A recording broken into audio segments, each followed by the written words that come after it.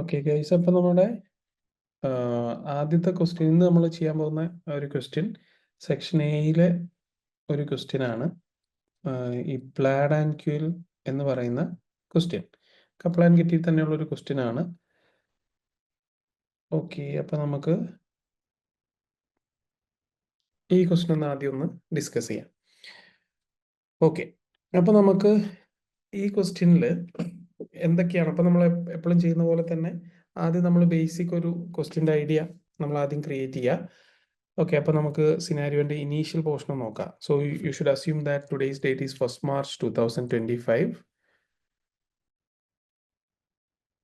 Okay, your manager has sent you a schedule prepared by Claire Wagner concerning a company, Plaid Limited, and a new company, QL Limited, which he intends to incorporate on 1st April 25. He has also sent you a schedule of information about Laura Wagner, Claire's and. Okay, അപ്പോൾ ഇവിടെ നമുക്ക് Clare എന്ന് പറയുന്ന ആളുടെ Clare എന്ന് പറയുന്ന ആള് നമുക്ക് സെൻഡ് ചെയ്തിരിക്കുന്ന കുറച്ച് കാര്യങ്ങളാണ് തന്നിരിക്കുന്നത്. അപ്പോൾ ക്ലെയർ എന്ന് പറയുന്ന ആൾക്കൊരു പ്ലാഡ് ലിമിറ്റഡ് ഉണ്ട്, അതേപോലെ പുതിയൊരു കമ്പനി, പ്ലാഡ് ലിമിറ്റഡ് ഓൾറെഡി ഉള്ള കമ്പനി, അതേപോലെ പുതിയൊരു company QL limited 1st April 25 incorporate ചെയ്യാൻ പ്ലാൻ ചെയ്യുന്ന ഒരു company. Okay, then he has also sent you a schedule of information about Laura Partner. അപ്പോൾ ക്ലെയറിൻ്റെ ആൻറ്റിയുടെ കുറച്ച് ഡീറ്റെയിൽസ് നമുക്ക് തന്നിട്ടുണ്ട്.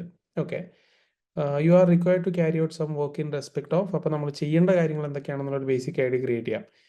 The tax advantages of QL limited being only owned subsidiary of Plad limited, including consideration of group relief and double taxation relief. Okay, അപ്പോൾ group related ആയിട്ടുള്ള questions കുറച്ച് കാര്യങ്ങൾ നമ്മൾ ചെയ്യാനുണ്ടാവും. പിന്നെ group registration of VAT. Okay, വാറ്റിൻ്റെ group registration generally ഉള്ള theory question ആണ്. Then the implication of Plad limited failing to report chargeable gain, നമ്മുടെ എത്തിക്സിൽ നിന്നുള്ള ക്വസ്റ്റൻ ആണ്. ചാർജബിൾ ഗെയിൻ റിപ്പോർട്ട് ചെയ്തിട്ടില്ലെങ്കിലുള്ള സംഭവം ജനറൽ ആയിട്ടുള്ള ഒരു സംഗതിയാണ്. Then the inheritance tax and capital gains tax implication of a gift of shares to be made by Laura. Okay, അപ്പോൾ gift എന്തോ കൊടുക്കുന്നുണ്ട്, അപ്പോൾ അത് റിലേറ്റഡ് ആയിട്ടുള്ള IST and CGT implications. Okay, അപ്പോൾ ഇത്രയും കാര്യങ്ങളാണ്. അപ്പോൾ ഈ ക്വസ്റ്റ്യനിൽ ടെസ്റ്റ് ചെയ്യുന്നത് കോർപ്പറേഷൻ ടാക്സ് ടെസ്റ്റ് ചെയ്യുന്നുണ്ട്. കോർപ്പറേഷൻ ടാക്സിൽ തന്നെ എന്താ ഗ്രൂപ്പ് റിലീഫ് റിലേറ്റഡ് ആയിട്ടുള്ള കാര്യങ്ങളുണ്ട്, വാറ്റിൻ്റെ ഒരു സംഭവം, എത്തിക്സിൻ്റെ ഒരു ഏരിയ, IHT CGT. അപ്പോൾ ഇത്രയും കാര്യങ്ങൾ ഈ ഒരു ക്വസ്റ്റ്യനിൽ ടെസ്റ്റ് ചെയ്യുന്നുണ്ട്. അപ്പോൾ നമുക്ക് അവൈലബിൾ ആയിട്ടുള്ള എക്സിബിറ്റ്സ് എന്ന് പറയുന്നത് പ്ലാഡ് ലിമിറ്റഡിൻ്റെയും QL ലിമിറ്റഡിൻ്റെയും ഷെഡ്യൂൾ. ഓക്കെ, പിന്നെ അതേപോലെ gift of share by Laura, അതിന് ലോറയുടെ ഗിഫ്റ്റുകളുടെ റിലേറ്റഡ് ആയിട്ടുള്ള കാര്യങ്ങളുണ്ട്. Then work to be carry out, എന്തൊക്കെ വർക്ക് ചെയ്യണം എന്നുള്ള മാനേജറുടെ മെയിൽ. അപ്പോൾ ഈ 3 എക്സിബിറ്റ്സ് ആണ് നമുക്കുള്ളത്. ഓക്കെ, സോ നമുക്ക് സിനാരിയോ വായിക്കുന്നതിന് മുമ്പ് ജസ്റ്റ് നമ്മുടെ ഫസ്റ്റ് റിക്വയർമെൻറ്റ്സ് ജസ്റ്റ് ഒന്ന് നോക്കി വെച്ച് വരാം. Okay, so extract from an email from your manager dated 1st March 2025. Please prepare the notes in preparation for meetings that I will be having with the Claire and Laura to cover the following. അപ്പോൾ എന്തൊക്കെ കാര്യങ്ങൾ മീറ്റിങ്ങിൽ present ചെയ്യേണ്ട കാര്യങ്ങളാണ്. അപ്പോൾ ഇവിടെ നമ്മളോട് എന്തെങ്കിലും ഒരു ക്ലയൻറ്റ് ഫയൽ പ്രിപ്പയർ ചെയ്യാനോ മെമ്മോറാണ്ടം പ്രിപ്പയർ ചെയ്യാനോ അല്ലെ മെയിൽ അങ്ങനത്തെ സാധനങ്ങളൊന്നും അല്ല പറഞ്ഞിരിക്കുന്നത്. ജസ്റ്റ് നമ്മളോട് നോട്ട്സ് പ്രിപ്പയർ ചെയ്യാനാണ്. അപ്പോൾ നോട്ട്സ് പ്രിപ്പയർ ചെയ്യാൻ പറയുമ്പോൾ നമുക്ക് അതിലൊരു സ്ട്രക്ചറിൻ്റെ ആവശ്യമില്ല. ഓക്കെ, പ്രത്യേകിച്ച് ഒരു സ്ട്രക്ചറൊന്നും അതിനില്ല. ജസ്റ്റ് നമ്മുടെ ആൻസർ നമ്മൾ കൊടുത്താൽ മതി. ഓക്കെ, അപ്പോൾ എന്തൊക്കെ റിലേറ്റഡ് ആയിട്ടുള്ള കാര്യങ്ങളാണ് ആൻസറിൽ വേണ്ടത്? അപ്പോൾ ഫസ്റ്റ് റിക്വയർമെൻറ്റിൽ ഗ്രൂപ്പ് റിലീഫ്, ഇപ്പോൾ എക്സിബിറ്റ് 1ലുള്ള ഗ്രൂപ്പ് റിലീഫ് റിലേറ്റഡ് ആയിട്ടുള്ള കാര്യങ്ങളാണ്. ജസ്റ്റ് നമുക്ക് വായിച്ചു നോക്കാം, എന്തെങ്കിലും ഐഡിയ കിട്ടുമോ എന്ന് നോക്കാം. ഓക്കെ, പിന്നെ മക്കളെ എക്സാമിന് എപ്പോഴും ഈ റിക്വയർമെൻറ്റിൻ്റെ സംഭവം ഒന്ന് നല്ലപോലെ ഫോക്കസ് ചെയ്യണേ. നമ്മൾ എല്ലാ ക്വസ്റ്റിനും നമ്മൾ ചെയ്യുന്ന സമയത്ത് റിക്വയർമെൻറ്റ് എങ്ങനെ ക്രാക്ക് ചെയ്യണം എന്നുള്ളത് നമ്മൾ ഒത്തിരി ടൈം സ്പെൻഡ് ചെയ്ത് എക്സ്പ്ലെയിൻ ചെയ്യുന്ന കാര്യമാണ്. എക്സാമിന് അതേപോലെ തന്നെ റിക്വയർമെൻറ്റ് വായിച്ച് അണ്ടർസ്റ്റാൻഡ് ചെയ്യാനുള്ള ആ ഒരു ഇത് നിങ്ങൾ ഇതാക്കണേ. റിക്വയർമെൻറ്റ് അത്ര ഇമ്പോർട്ടൻ്റ് ആണ്. ഓക്കെ, അപ്പോൾ ചില ആൾക്കാർക്ക് പറ്റുന്നൊരു പ്രശ്നം എന്ന് പറഞ്ഞാൽ റിക്വയർമെൻറ്റ് ഇതാണെന്ന് പറഞ്ഞു കഴിഞ്ഞാൽ ഈസിലി അവർ ആൻസർ ചെയ്യും. പക്ഷേ റിക്വയർമെൻറ്റ് ക്രാക്ക് ചെയ്യുന്നതിലാണ് കുറച്ച് ബുദ്ധിമുട്ട് അവർ ഫേസ് ചെയ്യുന്നുണ്ടാവുക. ഓക്കെ, സോ അപ്പോൾ നമുക്ക് ഫസ്റ്റ് റിക്വയർമെൻ്റ് ഒന്ന് വായിച്ചു നോക്കാം, എന്തെങ്കിലും ഐഡിയ നമുക്ക് കിട്ടുന്നുണ്ടോ. നമ്മൾ സിനാരിയോ ഒന്നും വായിച്ചിട്ടില്ല, ഇവൻ്റോ നമുക്കൊന്ന് നോക്കാം. Okay, in order to help Claire make her decision on the ownership of QL Limited, advise her the tax advantage of QL Limited being a wholly owned subsidiary of Plaid Limited, such that the two companies form a group relief group. You should carry out the work in 3 stages. Okay, അപ്പോൾ ഇവിടെ ഇത് കേൾക്കുമ്പോൾ തന്നെ നമുക്കറിയാം, അതായത് ഈ ആളുടെ തന്നെ ഓൾറെഡി ഉള്ള കമ്പനിയാണ് പ്ലാഡ് ലിമിറ്റഡ്. ദെൻ പുതിയൊരു കമ്പനി QL ലിമിറ്റഡ് സ്റ്റാർട്ട് ചെയ്യുന്നുണ്ട്. അപ്പോൾ അത് പ്ലാഡ് ലിമിറ്റഡിൻ്റെ സബ്സിഡിയറി ആയിട്ട് പ്ലാഡ് ലിമിറ്റഡ് QL ലിമിറ്റഡിൻ്റെ എന്താണ് പാരന്റ് എന്നുള്ള രീതിയിൽ ഫോം ചെയ്യുകയാണെങ്കിൽ എന്തൊക്കെയാണ് അഡ്വാൻറ്റേജസ്, ഗ്രൂപ്പ് റിലീഫ് എന്തൊക്കെ കിട്ടും, ഇതാണ് ആക്ച്വലി ഇതിൽ ചോദിക്കുന്നത്. ഓക്കെ, അപ്പം നമുക്ക് ഏകദേശം ഒരു ഐഡിയ കിട്ടി എന്താണ് ആ റിക്വയർമെൻറ്റിൽ എക്സാമിനർ എക്സ്പെക്ട് ചെയ്യുക. അപ്പോൾ അത് 3 സ്റ്റേജസ് ആയിട്ട് കമ്പ്യൂട്ടേഷൻസ് ചെയ്യാനാണ് പറഞ്ഞിരിക്കുന്നത്. അപ്പോൾ നമുക്ക് ഫസ്റ്റ് സ്റ്റേജ് ഒന്ന് വായിക്കാം, അതിൻ്റെ ആൻസർ ഒന്ന് ചെയ്ത് നോക്കാം നമുക്ക്. ഓക്കെ, അപ്പോൾ ആദ്യം എക്സ്പ്ലെയിൻ. അപ്പോൾ എക്സ്പ്ലെയിൻ ക്വസ്റ്റൻ ആണ്, അപ്പോൾ വേർഡിലാണ് നമ്മൾ ആൻസർ ചെയ്യുക. Explain with supporting calculations the maximum amount of group relief which Plaid Limited would need to receive for the year ending 31st March 2026, such that none of its double tax relief in respect of Chechen tax would be wasted and its UK corporation tax payable would be nil. You should assume the rate of corporation tax is 25% for all accounting period. Okay. അപ്പോൾ ഇതിൻ്റെ ഇടയ്ക്ക് നമുക്ക് scenario ഒന്ന് വായിച്ചു നോക്കണം. അപ്പോൾ ഇവിടെ നമ്മളോട് പറഞ്ഞിരിക്കുന്നത് മാക്സിമം ഗ്രൂപ്പ് റിലീഫ് എത്ര കിട്ടും. Okay, maximum group relief which Plad limited would need to receive for the year ending 31st March 2026. Plad ലിമിറ്റഡിന് മാക്സിമം ഗ്രൂപ്പ് റിലീഫ് എത്ര എടുക്കാൻ പറ്റും, അതാണ് ക്വസ്റ്റ്യൻ ചോദിച്ചിരിക്കുന്നത്. പിന്നെ അതേപോലെ ഒരു ചെക്കൻ എന്ന് പറയുന്ന ഒരു കാര്യത്തിനെ പറ്റി പറഞ്ഞത്, അത് എന്താണെന്നുള്ള നമുക്ക് സിനാരിയോ വായിച്ചാലേ മനസ്സിലാവുള്ളൂ. ഓക്കെ, അപ്പോൾ നമുക്കിവിടെ ഫൈൻഡ് ഔട്ട് ചെയ്യേണ്ടത് മാക്സിമം ഗ്രൂപ്പ് റിലീഫ് പ്ലാഡിന് എത്ര കിട്ടും, അതാണ് ആദ്യം ഫൈൻഡ് ഔട്ട് ചെയ്യേണ്ടത്. പിന്നെ ഈ ചെക്കൻ എന്താണ് സാധനം എന്നുള്ളത് മനസ്സിലായാലാണ് അതിനെ പറ്റിയിട്ടുള്ള കാര്യങ്ങൾ നമുക്കൊന്ന് അനലൈസ് ചെയ്യാൻ പറ്റുള്ളൂ. സോ നമുക്ക് എക്സിബിറ്റ് 1 ഒന്ന് വായിച്ചിട്ട് വരാം, എന്നിട്ട് ഈ കമ്പ്യൂട്ടേഷൻ നമുക്ക് ചെയ്യാം. Okay, so exhibit 1. Okay, so exhibit 1-ൽ നമ്മളോട് പറയുന്നത്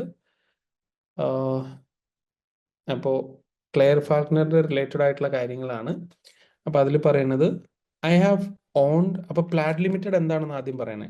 I have owned the whole of the ordinary share capital of Plaid Limited since 2010.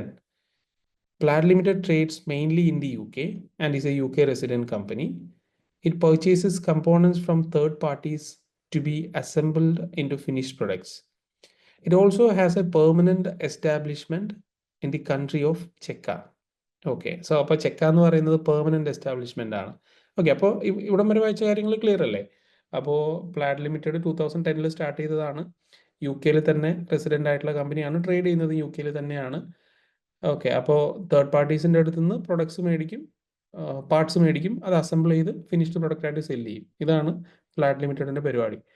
Then ഈ പ്ലാഡ് ലിമിറ്റഡിന് ഒരു പെർമനന്റ് എസ്റ്റാബ്ലിഷ്മെന്റ് ഉണ്ട്. ചെക്ക എന്ന് പറയുന്ന കൺട്രിയിൽ ഒരു പെർമനന്റ് എസ്റ്റാബ്ലിഷ്മെന്റ് പ്ലാഡ് ലിമിറ്റഡിനുണ്ട്. The profits realised in Chekka are subject to 14% Chekka business tax. അപ്പോൾ ചെക്കയിൽ എറേസ് ചെയ്യുന്ന പ്രോഫിറ്റ്സിന് 14% ടാക്സ് ചെക്കയിൽ പേ ചെയ്യണം. ഓക്കെ, അപ്പോൾ ഓവർസീസ് കൺട്രിയിലുള്ള ടാക്സ് അതാണ്. Then there is no double tax treaty between the UK and the country of Chekka. അപ്പോൾ UK ചെക്കയും തമ്മിൽ double taxation treaty ഇല്ല. അപ്പോൾ ഡബിൾ ടാക്സേഷൻ ട്രീറ്റി ഇല്ല എന്ന് വെച്ചിട്ട് ടാക്സ് റിലീഫ് DTR കിട്ടൂല എന്നല്ലല്ലോ. ഡബിൾ ടാക്സേഷൻ ട്രീറ്റി ഉണ്ടെങ്കിൽ ട്രീറ്റിയിൽ പറയുന്ന രീതിയിൽ കിട്ടും. ഡബിൾ ടാക്സേഷൻ ട്രീറ്റി ഇല്ലെങ്കിൽ ഒന്നില്ലെങ്കിൽ ഓവർസീസ് കൺട്രിയിൽ പേ ചെയ്യുന്ന ടാക്സ്, അല്ലെങ്കിൽ ആ ഓവർസീസിൽ റേസ് ചെയ്ത എമൗണ്ടിന് UK എത്ര ടാക്സ് പേ ചെയ്യണം, ഇതിൽ ലോവസ്റ്റ് ആയിരിക്കും DTR കിട്ടുക. ഓക്കെ, നമുക്കത് വരുമ്പോൾ ചെയ്യാം. യെസ്, പിന്നെ നമ്മളോട് പറഞ്ഞിരിക്കുന്നത് the budgeted taxable total profit of Plad limited for the year ending 31st March 2026 are set out below. Plad limited's profitability is very stable, so please assume that the figure for the following year will be the same. Okay, അപ്പോൾ നമ്മുടെ പ്ലാഡ് limited stable ആയിട്ടുള്ള ഒരു കമ്പനിയാണ്. അപ്പോൾ coming ഇയേഴ്സിലും ഇതേ profit തന്നെയായിരിക്കും പ്ലാഡ് limited raise ചെയ്യുന്നുണ്ടാവുക. Okay, അപ്പോൾ UK പ്ലാഡ് ലിമിറ്റഡിൻ്റെ ട്രേഡിംഗിൽ നിന്ന് 58,000, ദെൻ ചെക്കയിലുള്ള പെർമനന്റ് എസ്റ്റാബ്ലിഷ്മെന്റിൽ നിന്ന് 270,000. അപ്പോൾ ഈ 270,000 എന്ന് പറയുന്നത് 14% ടാക്സ് കൊടുക്കുന്നതിന് മുമ്പുള്ള എമൗണ്ട് ആണ് 270. Okay, yes, so taxable total profit 328. ഇനി QL ലിമിറ്റഡിൻ്റെ കാര്യം. ഇപ്പോൾ QL Limited will be incorporated, registered for VAT, and commence trading on 1st April 25. It will trade in the UK and be a UK resident company. Okay, അപ്പോൾ QL Limited ഏപ്രിലിൽ start ചെയ്ത കമ്പനിയാണ്. Then resident in UK resident ആണ്. Then from a commercial standpoint, my intention was to own QL Limited personally. However, if there is a sufficient tax advantage, I will consider establishing the company as a wholly-owned subsidiary of Plaid Limited. അപ്പോൾ പുള്ളിയുടെ plan QL Limited personally on ചെയ്യുന്ന ഒരു കമ്പനിയായിട്ട് വെക്കാനാണ്. Then അവിടെ എന്തെങ്കിലും substantial advantage ഉണ്ട് എന്നുണ്ടെങ്കിൽ ആൾ എന്ത് ചെയ്യും, അത് പ്ലാഡ് ലിമിറ്റഡിൻ്റെ സബ്സിഡിയറി ആയിട്ടായിരിക്കും അത് ഫോം ചെയ്യുക. Okay, then the first 2 years of budgeted result of QL Limited are set out below. The trading profit or loss figures are before deduction of capital allowances, but have otherwise been adjusted for the purpose of corporation tax. Okay, the chargeable gain will not qualify for rollover relief. Okay, അപ്പോൾ QL Limitedൻ്റെ details താഴെ തന്നിട്ടുണ്ട്. First 2 ഇയേഴ്സിലെ budgeted ടേൺ ഓവറും trading പ്രോഫിറ്റും ലോസും chargeable gains ഒക്കെ തന്നിട്ടുണ്ട്. പിന്നെ അവർ പർച്ചേസ് ചെയ്ത സാധനങ്ങൾ. അപ്പോൾ ഈ ഫിഗേഴ്സ് എല്ലാം, ഈ ട്രേഡിംഗ് ലോസും ട്രേഡിംഗ് പ്രോഫിറ്റൊക്കെയും ക്യാപിറ്റൽ അലവൻസ് ഡിഡക്ട് ചെയ്യുന്നതിന് മുമ്പുള്ള എമൗണ്ട് ആണ്. സോ ക്യാപിറ്റൽ അലവൻസും കൂടി അഡ്ജസ്റ്റ് ചെയ്ത് കഴിഞ്ഞാലാണ് അത് എന്താവുള്ളൂ, ടാക്സ് അഡ്ജസ്റ്റഡ് ട്രേഡിംഗ് ലോസ് ആവുള്ളൂ. അത് നമ്മൾ ചെയ്യേണ്ടി വരും. ഓക്കെ, അപ്പോൾ അവർ പർച്ചേസ് ചെയ്ത സാധനങ്ങളുടെ ഡീറ്റെയിൽസ് എല്ലാം തന്നിട്ടുണ്ട്. ഓക്കെ, എന്തൊക്കെ പർച്ചേസ് ചെയ്തു ഇതൊക്കെ തന്നിട്ടുണ്ട്. സോ അപ്പോൾ ഇതാണ് നമ്മുടെ എക്സിബിറ്റ് 1 ആദ്യത്തെ കാര്യങ്ങൾ. QL Limitedനെ പറ്റിയും പറഞ്ഞിട്ടുണ്ട്, അതേപോലെ പ്ലാഡ് ലിമിറ്റഡിനെ പറ്റിയും പറഞ്ഞിട്ടുണ്ട്. ഓക്കെ, അപ്പോൾ നമ്മുടെ ഫസ്റ്റ് സ്റ്റേജിലെ കമ്പ്യൂട്ടേഷനിൽ എന്ത് ചെയ്യാനാണ് പറഞ്ഞത്, ഗ്രൂപ്പ് റിലീഫിൽ explain with supporting calculation maximum amount of group relief which Plad limited would need to receive for the year ending 31st March 2026. Okay, അപ്പോൾ മാക്സിമം ഗ്രൂപ്പ് റിലീഫ് എത്ര പ്ലാഡ് ലിമിറ്റഡിന് കിട്ടും, ഇതാണ് ഫൈൻഡ് ഔട്ട് ചെയ്യേണ്ടത്. പിന്നെ അതിനുശേഷം പറയുന്നത് such that none of its double tax relief in respect of Czech tax would be wasted and its UK corporation tax payable would be nil. Okay, അതായത് ഈ DTR ഡബിൾ ടാക്സേഷൻ റിലീഫ് എന്തായാലും കിട്ടുമല്ലോ, കാരണം ഒരു പെർമനന്റ് എസ്റ്റാബ്ലിഷ്മെന്റ് ചെക്കാന്ന് പറയുന്ന കൺട്രിയിലുണ്ട്. അപ്പോൾ ആ ചെക്കനിൽ പേ ചെയ്യുന്ന ടാക്സ് നമുക്ക് UK DTR ആയിട്ട് ഡിഡക്ട് ചെയ്യാം. അപ്പോൾ അത് വേസ്റ്റ് ആവാത്ത രീതിയിൽ, DTR വേസ്റ്റ് ആവാത്ത രീതിയിൽ നമുക്ക് മാക്സിമം എത്ര റിലീഫ് എടുക്കാൻ പറ്റും, അതാണ് ചെയ്യാനായിട്ട് പറഞ്ഞിരിക്കുന്നത്. You should assume the rate corporation tax 25 തന്നെയാണ്. ഓക്കെ, അപ്പോൾ നമുക്കൊന്ന് നോക്കാം. അപ്പോൾ അത് എക്സ്പ്ലെയിൻ വിത്ത് സപ്പോർട്ടിംഗ് കാൽക്കുലേഷൻ ആണ്. ഓക്കെ, അപ്പോൾ നമുക്ക് ജസ്റ്റ് ഇതൊന്ന് ചെയ്ത് നോക്കാം. അപ്പോൾ നമുക്കിനി ക്വസ്റ്റ്യനിലേക്ക് വരാം. മാക്സിമം റിലീഫ് എത്ര കിട്ടും എന്നാണ് നമുക്ക് അറിയേണ്ടത്. അപ്പോൾ 2 കാര്യങ്ങളാണ് ഈ ക്വസ്റ്റ്യനിൽ ശ്രദ്ധിക്കേണ്ടത്. നമ്മളോട് ചോദിച്ചത് മാക്സിമം ഗ്രൂപ്പ് റിലീഫ് എത്ര കിട്ടും, ഓക്കെ, അതേപോലെ DTR വേസ്റ്റ് ആക്കാതെ മാക്സിമം എത്ര ഗ്രൂപ്പ് റിലീഫ് എടുക്കാം എന്നുള്ളതാണ് ചോദിച്ചിരിക്കുന്നത്.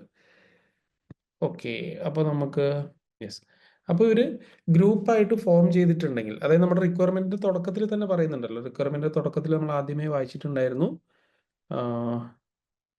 QL നമ്മുടെ Plad ലിമിറ്റഡിൻ്റെ only owned subsidiary ആണെങ്കിലുള്ള situations ആണ് ചോദിക്കുന്നത്. ഓക്കെ, അപ്പോൾ അങ്ങനെ വരുന്ന സമയത്ത് ഇവിടെ ഗ്രൂപ്പ് റിലീഫ് ഇവർക്ക് അവൈലബിൾ ആയിരിക്കും അല്ലേ, ഗ്രൂപ്പ് റിലീഫ് അവൈലബിൾ ആയിരിക്കും ബിക്കോസ് അവർ ഗ്രൂപ്പിൽ മെമ്പേഴ്സ് ആയിക്കഴിഞ്ഞാൽ ഗ്രൂപ്പ് റിലീഫ് അവൈലബിൾ ആയിരിക്കും. ദെൻ എത്ര എമൗണ്ട് അവൈലബിൾ ആയിരിക്കും, അപ്പോൾ എക്സ്പ്ലെയിൻ ചെയ്യാനാണ് പറഞ്ഞിരിക്കുന്നത്. ഓക്കെ, അപ്പോൾ ഇതിൽ നമുക്ക് ആദ്യം നോക്കേണ്ടത് ഇവർക്ക് എത്ര ലോസ് ഉണ്ട്.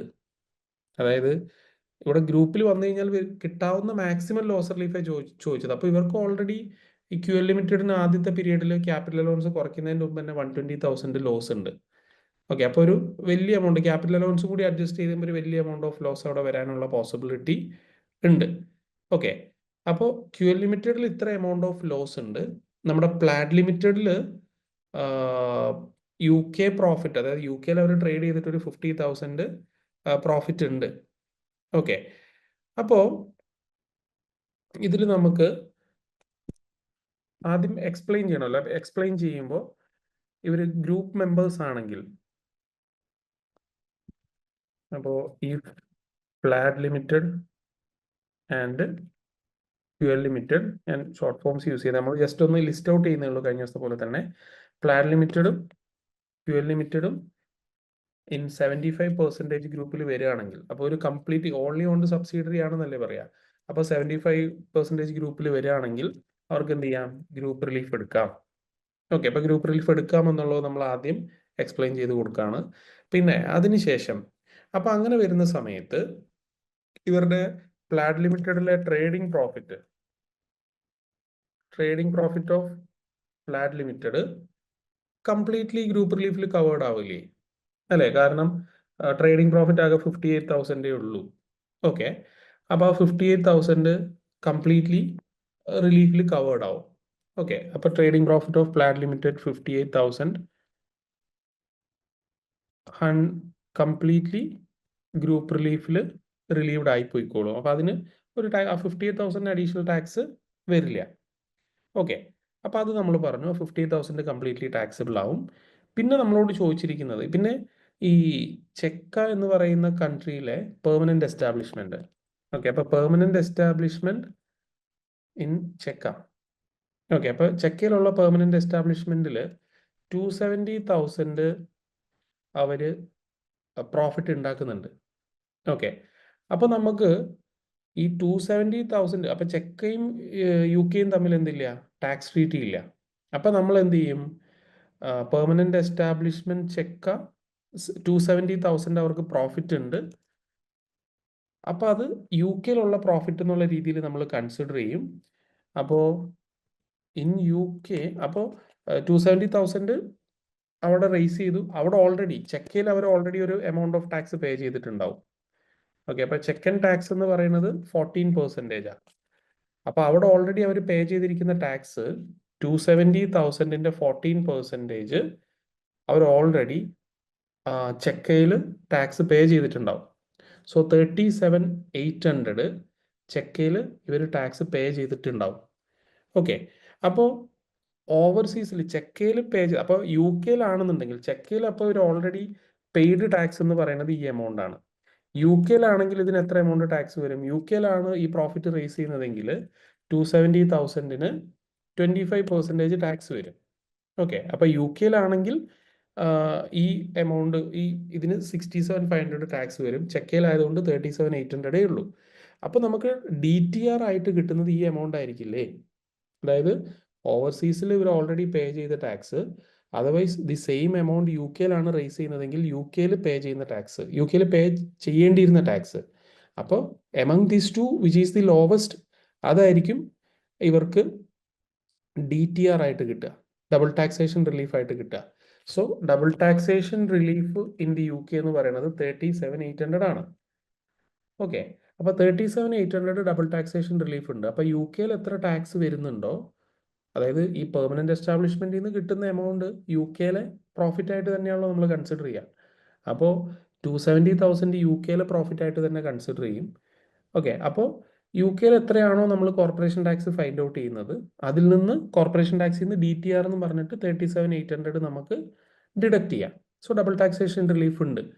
അപ്പോൾ നമ്മളോട് റിക്വയർമെന്റിൽ ചോദിച്ചത് DTR 37,800 ഉണ്ട്, നമ്മൾ ഫൈൻഡ് ഔട്ട് ചെയ്തു.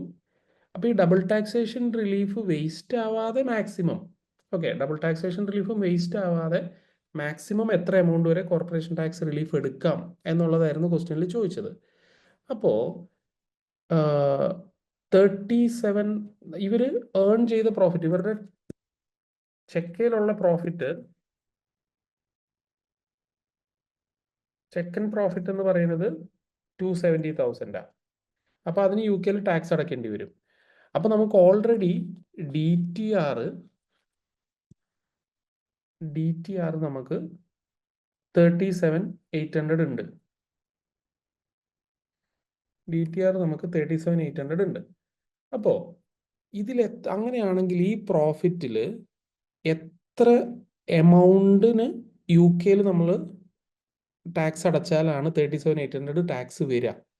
ഓക്കെ, അപ്പോൾ അത് നമ്മളൊന്ന് ഫൈൻഡ് ഔട്ട് ചെയ്യുക. അതായത് 270,000 നമ്മൾ കോർപ്പറേഷൻ ടാക്സ് UK പേ ചെയ്യണം. ഓൾറെഡി നമുക്ക് DTR 37,800 ഉണ്ട്. അപ്പം അങ്ങനെയാണെങ്കിൽ ഈ DTR ഇക്വലൻ്റ് ആയിട്ട് കോർപ്പറേഷൻ ടാക്സ് വരണമെങ്കിൽ സെക്കൻഡ് പ്രോഫിറ്റിൽ എത്ര എമൗണ്ടിന് നമ്മൾ ടാക്സ് ചെയ്യണം എന്നുള്ളത് നമ്മളൊന്ന് ഫൈൻഡ് ഔട്ട് ചെയ്യാണ്. ഓക്കെ, അപ്പോൾ യു കെയിൽ നമുക്ക് 25% ആണ് ടാക്സ് വരിക. യു കെയിൽ 25% യു കെ ടാക്സ് ഉണ്ട്. അപ്പം അങ്ങനെയാണെങ്കിൽ യു കെ ടാക്സ് 37,800 ആവണമെങ്കിൽ എത്ര സെക്കൻഡ് പ്രോഫിറ്റിന് നമ്മൾ യു കെയിൽ ടാക്സ് പേ ചെയ്യേണ്ടി വരും? ഓക്കെ, അപ്പോൾ അത് നമുക്കൊന്ന് നോക്കി നോക്കാം. അതായത് നമ്മുടെ കോർപ്പറേഷൻ ടാക്സ് നില്ലാവണം. ഓക്കെ, കോർപ്പറേഷൻ ടാക്സ് ഇല്ലാതെ മാക്സിമം എത്ര ഗ്രൂപ്പ് റിലീഫ് എടുക്കാം എന്നുള്ളതാണ് ക്വസ്റ്റ്യൻ. അപ്പോൾ ഈ DTR ഡിഡക്ട് ചെയ്ത് കഴിയുമ്പോൾ കോർപ്പറേഷൻ ടാക്സ് നില്ലാവണം. അപ്പോൾ നമുക്ക് കോർപ്പറേഷൻ ടാക്സ് 37,800 വരണമെങ്കിൽ എത്ര എമൗണ്ടിന് നമ്മൾ ടാക്സ് പേ ചെയ്യേണ്ടി വരും? അതായത് 270,000-ന് 25% കിട്ടും. ഇപ്പോൾ 270,000-ന് കംപ്ലീറ്റ്ലി നമ്മൾ യു കെയിൽ ടാക്സ് പേ ചെയ്യണമെങ്കിൽ 25% ടാക്സ് പേ ചെയ്യുകയാണെങ്കിൽ ടാക്സ് 67,500 വരും. അപ്പോൾ DTR കുറച്ച് കഴിഞ്ഞാൽ പിന്നെയും നമുക്ക് എന്താവും? കോർപ്പറേഷൻ ടാക്സ് ഉണ്ടാവും. അപ്പോൾ DTRന് ഈക്വലൻ്റ് ആയിട്ട് എത്ര എമൗണ്ട് നമ്മൾ ടാക്സ് അടയ്ക്കേണ്ടി വരും? ഓക്കെ, അപ്പോൾ നമ്മളത് ഫൈൻഡ് ഔട്ട് ചെയ്യുന്നത് എങ്ങനെയായിരിക്കും? ഏതോ ഒരു എമൗണ്ടിൻ്റെ, അതായത് നമുക്ക് എമൗണ്ട് അറിയില്ല, ഏതോ ഒരു സെക്കൻഡ് പ്രോഫിറ്റിൻ്റെ 25% എടുത്താൽ 37,800 ആവും. ഓക്കെ, അപ്പോൾ ഈ 37,800 എന്ന് പറയുന്നത് ആ പ്രോഫിറ്റിൻ്റെ 25% അല്ലേ? അപ്പോൾ നമ്മൾ അതിനൊന്ന് റിവേഴ്സ് ചെയ്യാണ്. 37,800 കോർപ്പറേഷൻ ടാക്സ് വരണമെങ്കിൽ എത്ര എമൗണ്ടിന് ടാക്സ് പേ ചെയ്യണം? അപ്പോൾ നമ്മൾ ജസ്റ്റ് 37,800 ഇൻറ്റു 100/25. ഓക്കെ, അപ്പോൾ ഇത് നമ്മൾ ചെയ്ത് കഴിയുമ്പോൾ ഒരു 151,200, അതായത് സെക്കൻഡ് പ്രോഫിറ്റ് നമുക്ക് എത്രയുണ്ട്? 270,000 ഉണ്ട്. ഓക്കെ, അതിൽ 151,200-നാണ് നമ്മൾ ടാക്സ് ചെയ്യുന്നതെങ്കിൽ, ഓക്കെ, അപ്പോൾ 151,200-ന് നമ്മൾ ടാക്സ് ചെയ്ത് കഴിഞ്ഞ് കഴിഞ്ഞാൽ യു കെയിൽ ടാക്സ് പേ ചെയ്യുകയാണെങ്കിൽ നമ്മുടെ ടാക്സ് എത്രയായിരിക്കും? 37,800 ആയിരിക്കും. ഓക്കെ, അപ്പോൾ 151,200-നാണ് നമ്മൾ ഈ സെക്കൻഡ് പ്രോഫിറ്റിൽ 270,000 ഉള്ള സെക്കൻഡ് പ്രോഫിറ്റിൽ 151,200-ന് 25% ടാക്സ് ചെയ്യുമ്പോൾ നമുക്ക് 37,800 കോർപ്പറേഷൻ ടാക്സ് യു കെയിൽ വരും. ഓക്കെ, അപ്പോൾ ആ എമൗണ്ടിൽ നമുക്ക് ഡബിൾ ടാക്സേഷൻ റിലീഫ് കിട്ടും. നമ്മൾ കോർപ്പറേഷൻ ടാക്സ് അടയ്ക്കേണ്ടി വരില്ല. ഓക്കെ, അപ്പോൾ ഇവിടെ നമ്മൾ നോക്കുന്നത് സെക്കൻഡ് പ്രോഫിറ്റ് എന്ന് പറയുന്നത് 270,000. ഓക്കെ, അതിൽ DTR ഓൾറെഡി 37,500 ഉണ്ട്. അപ്പോൾ 270,000-ൽ 151,200-ൻ്റെ യു കെ ടാക്സേഷൻ വന്നു കഴിഞ്ഞാൽ 37 DTRന് ഈക്വലൻ്റ് ആയി. അപ്പം അങ്ങനെയാകുമ്പോൾ നമുക്ക് ഗ്രൂപ്പ് റിലീഫിനായിട്ട് കൊടുക്കാൻ പറ്റുക, ഗ്രൂപ്പ് റിലീഫിനായിട്ട് 270,000-ൽ 151,200-ൻ്റെ ടാക്സ് പോയി കഴിഞ്ഞാൽ, പിന്നെ 151,200-ൻ്റെ പ്രോഫിറ്റ് പോയി കഴിഞ്ഞാൽ റിമൈനിങ് ഒരു 118,800 ഉണ്ട്. ഓക്കെ, അപ്പോൾ ഇത്രയും എമൗണ്ട് ഓഫ് പ്രോഫിറ്റാണ് നമുക്ക് ഗ്രൂപ്പ് റിലീഫിന് കൊടുക്കാനായിട്ട് പറ്റുക. അതായത് മാക്സിമം നമ്മുടെ കോർപ്പറേഷൻ ടാക്സ് വരാതെ മാക്സിമം എത്ര ഗ്രൂപ്പ് റിലീഫ് എടുക്കാൻ പറ്റും എന്നാണ് ക്വസ്റ്റ്യനിൽ ചോദിച്ചിരിക്കുന്നത്. അപ്പോൾ നമുക്ക് സെക്കൻഡ് പ്രോഫിറ്റ് 270 ഉണ്ട്. അതിൽ 151,200-ൻ്റെ കോർപ്പറേഷൻ ടാക്സ് നമ്മൾ കമ്പ്യൂട്ട് ചെയ്യുമ്പോൾ DTRന് ഈക്വലൻ്റ് ആയിട്ടുള്ള കോർപ്പറേഷൻ ടാക്സ് നമുക്ക് കിട്ടും. അപ്പോൾ അങ്ങനെ ആവുമ്പോൾ ഗ്രൂപ്പ് റിലീഫിനായിട്ട് നമുക്ക് എടുക്കാൻ പറ്റുക 118,800. ഓക്കെ, അപ്പോൾ സെക്കൻഡ് പ്രോഫിറ്റിലെ 118,800 നമുക്ക് ഗ്രൂപ്പ് റിലീഫിന് എടുക്കാം. അതേപോലെ തന്നെ ഇവരുടെ ടാക്സ്, ഇവരുടെ പ്രോഫിറ്റ് ഇല്ലേ, നമ്മളുടെ എന്താണ് പ്ലാഡ് ലിമിറ്റഡിൻ്റെ പ്രോഫിറ്റ്. സോ പ്ലാഡ് ലിമിറ്റഡിൻ്റെ പ്രോഫിറ്റ് 58,000 ഉണ്ട്. അപ്പോൾ സെക്കൻഡ് പ്രോഫിറ്റിലുള്ള 118,000-ഉം പ്ലാഡ് ലിമിറ്റഡിലുള്ള 58,000-ഉം കൂടി നമ്മൾ ആഡ് ചെയ്ത് കഴിഞ്ഞാൽ 176,800 ആണ് നമുക്ക് ടോട്ടൽ ഗ്രൂപ്പ് റിലീഫായിട്ട് without any additional tax charge group റിലീഫിലേക്ക് കൊടുക്കാൻ പറ്റുക. ഓക്കെ, അപ്പോൾ മാക്സിമം ഗ്രൂപ്പ് റിലീഫ് നമുക്ക് ഈ എമൗണ്ട് ആയിരിക്കും കൊടുക്കാൻ പറ്റുക. ഓക്കെ, അപ്പോൾ സെക്കൻഡ് പ്രോഫിറ്റും ഉണ്ട് 270.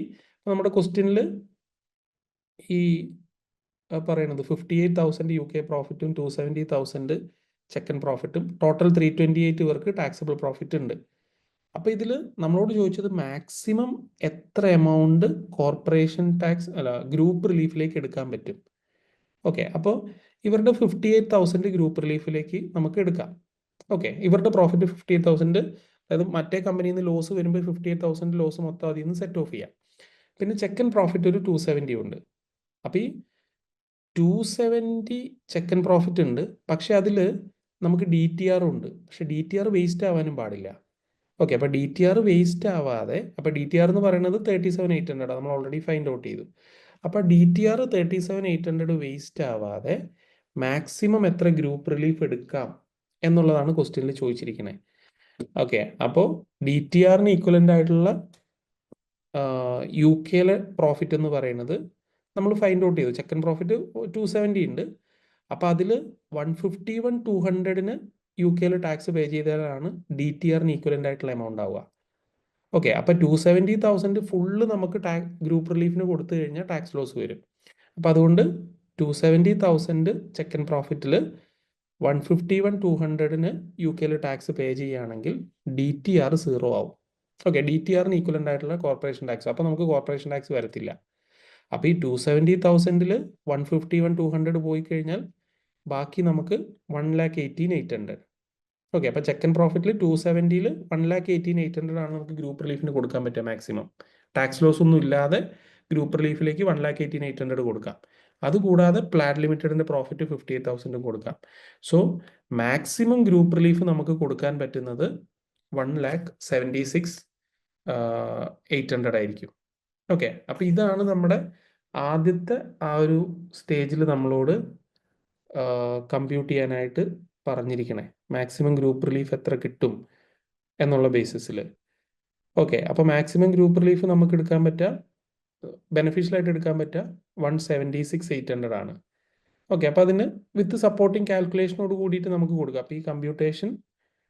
അപ്പോൾ ഈ എക്സ്പ്ലനേഷൻ വിത്ത് സപ്പോർട്ടിങ് കാൽക്കുലേഷനോട് കൂടി കൊടുക്കുക. ഇനി അതിൻ്റെ കമ്പ്യൂട്ടേഷൻ കൂടി നമുക്കൊന്ന് ചെയ്തു കൊടുക്കാം. അപ്പോൾ ഇവരുടെ നമ്മുടെ പ്ലാഡ് ലിമിറ്റഡിൻ്റെ taxable total profit of Plad limited 3,28,000 ഉണ്ട്.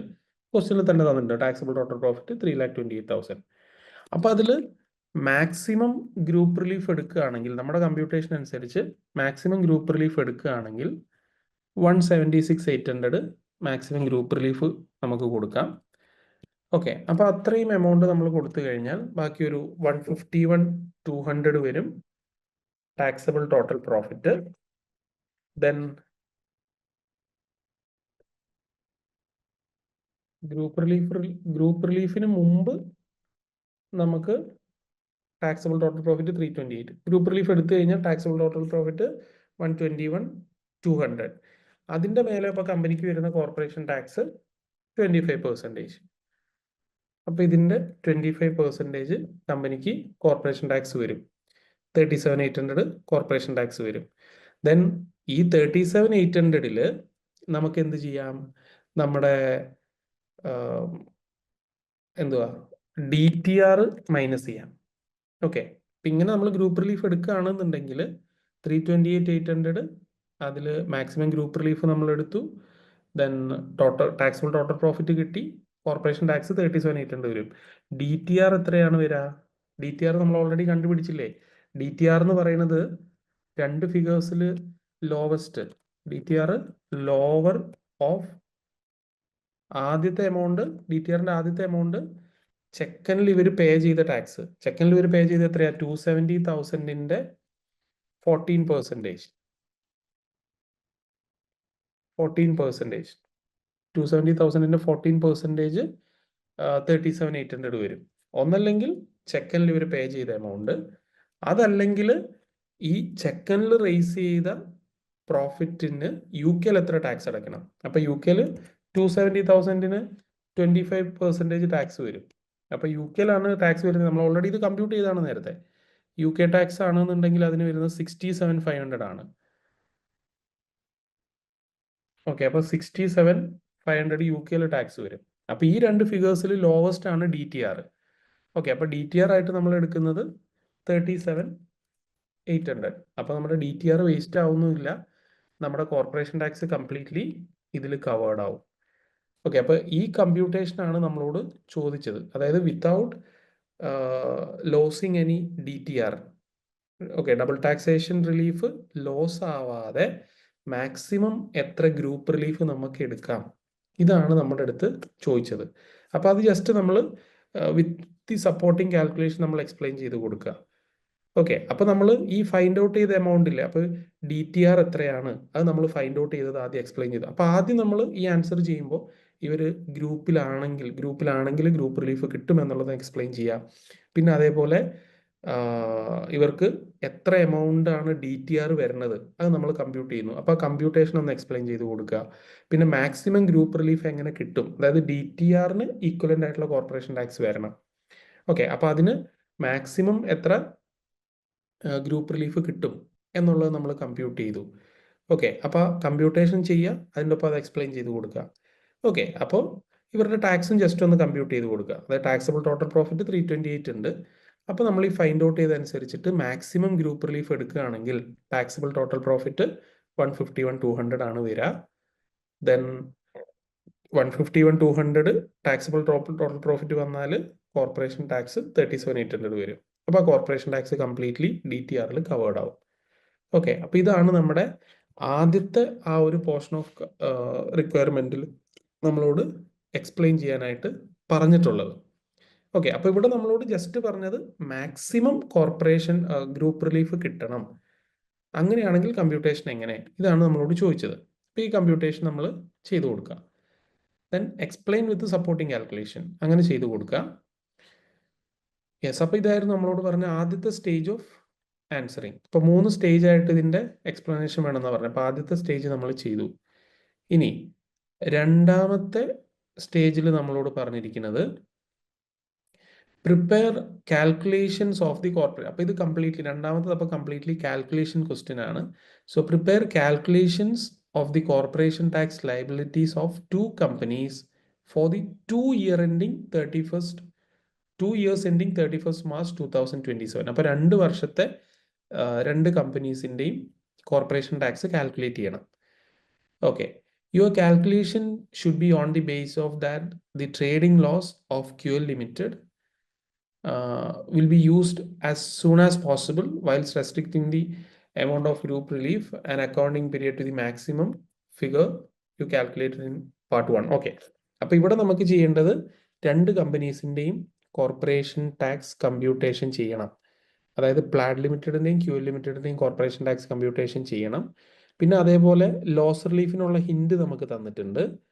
Your calculation should be on the base of the trading loss of QL Limited will be used as soon as possible. അപ്പോൾ അവർക്ക് ലോസ് പെട്ടെന്ന് റിലീവ് ചെയ്യണം എന്നുള്ള ബേസിസിലാണ് നമ്മൾ ലോസ് റിലീഫ് എടുക്കേണ്ടത്.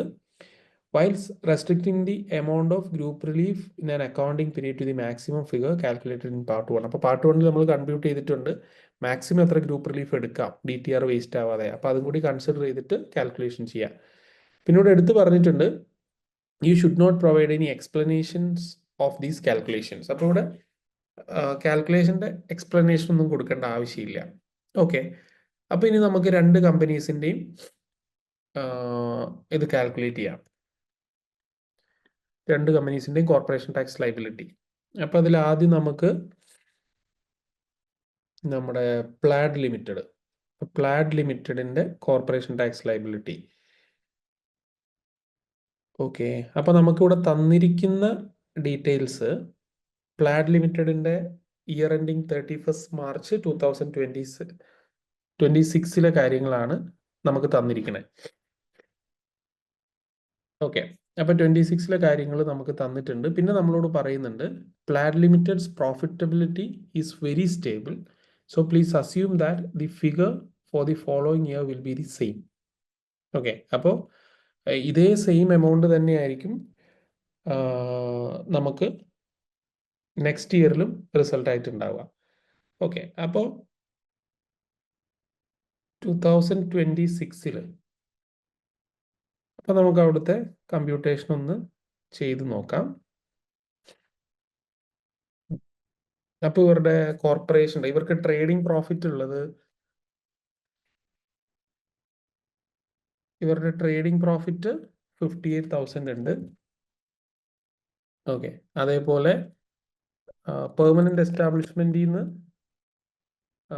ഇവർക്ക് profit ഉള്ളത് 270,000 ആണ്.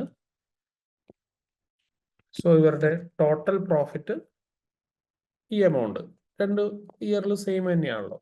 അപ്പോൾ ഇതാണ് ഇവരുടെ ടോട്ടൽ പ്രോഫിറ്റ് വരിക. 328 ആണ് ഇവരുടെ ടോട്ടൽ പ്രോഫിറ്റ്.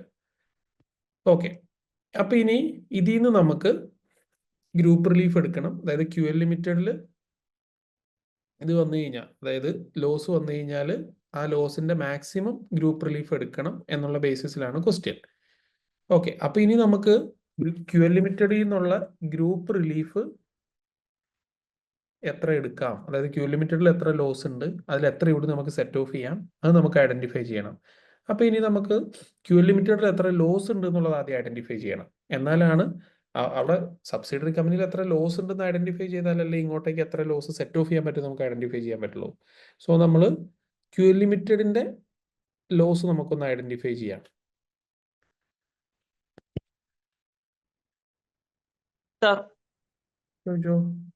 ഇപ്പൊ നേരത്തെ നമ്മള് ഈ മറ്റേ മാക്സിമം പറഞ്ഞിട്ടില്ലേ 178ന്റെ, അന്നേരം ഇത് ശരിക്കും കണ്ടുപിടിക്കണ്ടേ എത്ര ലോസ് ഉണ്ട് എന്നുള്ളത്?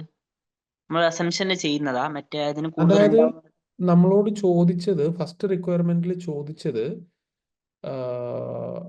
explain with supporting maximum amount of group relief which Plaid Limited would need to receive for the year ending 31st March 26. അതായത് മാക്സിമം ഗ്രൂപ്പ് റിലീഫ് എത്ര കിട്ടും എന്നുള്ളതാണ് നമ്മളോട് ചോദിച്ചത്. അതായത് അപ്പോൾ മാക്സിമം എത്ര കിട്ടുന്ന നമ്മൾ കാൽക്കുലേറ്റ് ചെയ്തത്. അതായത് ഇവിടെ എത്ര ലോസ് ഉണ്ട് ആക്ച്വൽ അല്ല ചോദിച്ചത്, മാക്സിമം എത്ര ലോസ് വരെ അവർക്ക് റിസീവ് ചെയ്താൽ കോർപ്പറേഷൻ ടാക്സ് ഇല്ലാതെ, അതായത് DTR വേസ്റ്റ് ആവാതെ പോകാൻ പറ്റും. അതാ നമ്മൾ കണ്ടുപിടിച്ചേ. അങ്ങനെയാ? അതെ. ഓക്കെ, അപ്പൊ അല്ലാതെ ആക്ച്വൽ ആണെന്നുണ്ടെങ്കിൽ നമ്മൾ അവിടെ തന്നെ എന്ത് ചെയ്യേണ്ടി വന്നേനെ? QL ലിമിറ്റഡിന്റെ ലോസ് നമുക്ക് അറിയത്തില്ല. അപ്പൊ QL ലിമിറ്റഡിൽ എത്ര ലോസ് വരുന്നുള്ള ആക്ച്വൽ നമ്മൾ ഐഡന്റിഫൈ ചെയ്തിട്ട് ചെയ്യേണ്ടി വന്നേനെ, ആക്ച്വൽ ആണ് ചോദിച്ചിരുന്നെങ്കിൽ. Okay, yes. അപ്പൊ ഇനി നമുക്ക് QL ലിമിറ്റഡിന്റെ ലോസ് ഫൈൻഡ് ഔട്ട് ചെയ്യണം.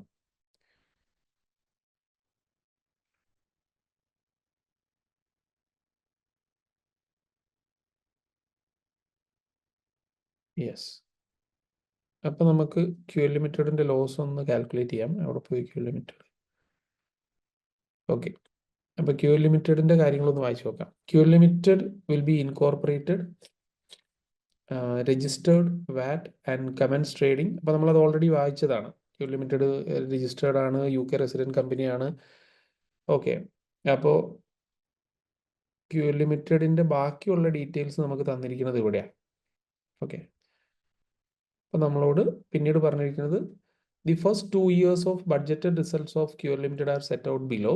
The trading profit or loss figures are before the deduction of capital allowances but have otherwise been adjusted for the purpose of corporation tax. Okay, അപ്പോൾ capital allowance adjust ചെയ്യുന്നതിന് മുമ്പുള്ള amount, അപ്പോൾ നമ്മൾ capital അലവൻസും കൂടി adjust ചെയ്തിട്ട് എത്രയാണ് loss എന്നുള്ളത് find out ചെയ്യണം. അപ്പോൾ നമുക്ക് 2 പീരീഡുകൾ ഉണ്ട്, 2 വർഷത്തെ കണ്ടുപിടിക്കണം. ഓക്കെ, അപ്പോൾ ഇയർ എൻഡിങ് 31st March 26.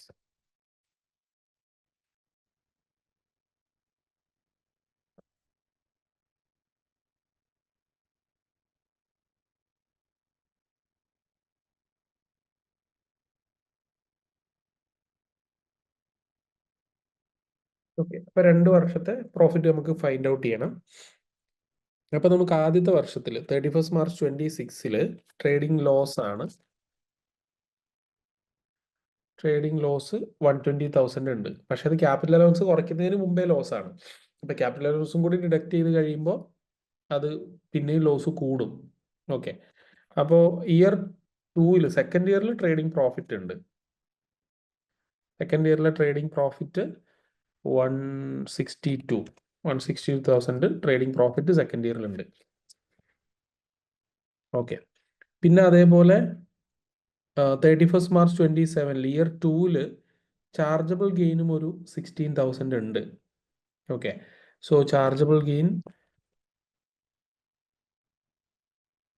16,000, അത് year 2 chargeable gain. Year 1 chargeable gain ഒന്നുമില്ല. ഓക്കെ, അപ്പൊ ഇത്രയാണ് നമുക്ക് അവൈലബിൾ ആയിട്ടുള്ള ഇൻഫർമേഷൻസ്. അപ്പൊ ഇനി നമുക്ക് ഇതിന്റെ ക്യാപിറ്റൽ അലവൻസ് ഡിഡക്ട് ചെയ്യുന്നതിന്റെ മുമ്പുള്ള ഫിഗേഴ്സ് ആണ്. അപ്പൊ ഇതിൽ നിന്ന് നമുക്ക് ക്യാപിറ്റൽ അലവൻസും കൂടി കുറച്ചാലാണ് ആക്ച്വലി ഉള്ള ട്രേഡിംഗ് ഇൻകം കിട്ടുള്ളൂ. ഓക്കെ, അയ്യോ, അപ്പൊ നമുക്ക് ഈ ചാർജബിൾ ഗെയിൻ പിന്നീട് എടുക്കാം. അതായത് ക്യാപിറ്റൽ അലവൻസും കൂടി ഡിഡക്ട് ചെയ്ത് നമുക്ക് ട്രേഡിംഗ് ഇൻകം കണ്ടുപിടിക്കാം 2 വർഷത്തെ. എന്നിട്ട് ആ ട്രേഡിംഗ് ഇൻകം ഫൈൻഡ് ഔട്ട് ചെയ്തിട്ട് ആ ട്രേഡിംഗ് ഇൻകത്തിലേക്ക് ക്യാപിറ്റൽ അലവൻസ് നമുക്ക് ആഡ് ചെയ്യാം. ഓക്കെ, അപ്പൊ നമുക്ക് ക്യാപിറ്റൽ അലവൻസ് കാൽക്കുലേറ്റ് ചെയ്യണം. 2 വർഷത്തെയും ക്യാപിറ്റൽ അലവൻസ് ചെയ്യണം. Okay, so on 1st April 25 QL Limited purchase the following capital assets. അപ്പോൾ 1st April 25, അതായത് ഇത് ബിസിനസ് സ്റ്റാർട്ട് ചെയ്യുന്ന വർഷം ഇയർ 1. അപ്പോൾ ഇയർ 1 മെഷീനറി പർച്ചേസ് ചെയ്തു 160,000. അതേപോലെ newly constructed building 6 lakh newly constructed building purchase ചെയ്തു. Okay, construction of the building will begin on 1st April 25. QL Limited will start using the building in its trade from 1st January 2026. Okay, അപ്പോൾ building 2026 January മുതലാണ് use ചെയ്യാൻ തുടങ്ങിയത്. 1st April 25 ബിൽഡിങ്ങിന്റെ കൺസ്ട്രക്ഷനും തുടങ്ങി. Okay, പിന്നെ cost of ബിൽഡിങ്ങിൽ 230,000 thermal insulation അങ്ങനത്തെ സാധനങ്ങളാണ്. ഓക്കെ, അതായത് സ്പെഷ്യൽ പൂൾ വരുന്ന സാധനങ്ങളാണ്. ഓക്കെ, അപ്പോൾ നമുക്ക് ക്യാപിറ്റൽ അലവൻസിന്റെ കമ്പ്യൂട്ടേഷൻ ഒന്ന് നോക്കാം. അപ്പോൾ ആദ്യത്തെ ഇയറിൽ 31st March 26 year 1 capital allowance നമ്മൾ നോക്കുമ്പോൾ ഓപ്പണിംഗ് TWD ഉണ്ടാവില്ല, കാരണം ബിസിനസ് സ്റ്റാർട്ട് ചെയ്യുന്നല്ലേ ഉള്ളൂ. അപ്പോൾ ഓപ്പണിംഗ് TWD ഉണ്ടാവില്ല. പിന്നെ മേടിച്ചിരിക്കുന്നത് ബിസിനസ് സ്റ്റാർട്ട് ചെയ്യുന്ന തന്നെ ഒരു എക്യുപ്മെന്റ് മേടിച്ചിട്ടുണ്ട്, new machinery and equipment. Okay, അപ്പോൾ മെഷീനറി ആൻഡ് എക്യുപ്മെന്റ് മേടിച്ചു. അപ്പോൾ അത് മേടിക്കുന്നത് 25 160,000 അത് മേടിക്കുന്നുണ്ട്. അപ്പോൾ കമ്പനീസിന്റെ കേസിൽ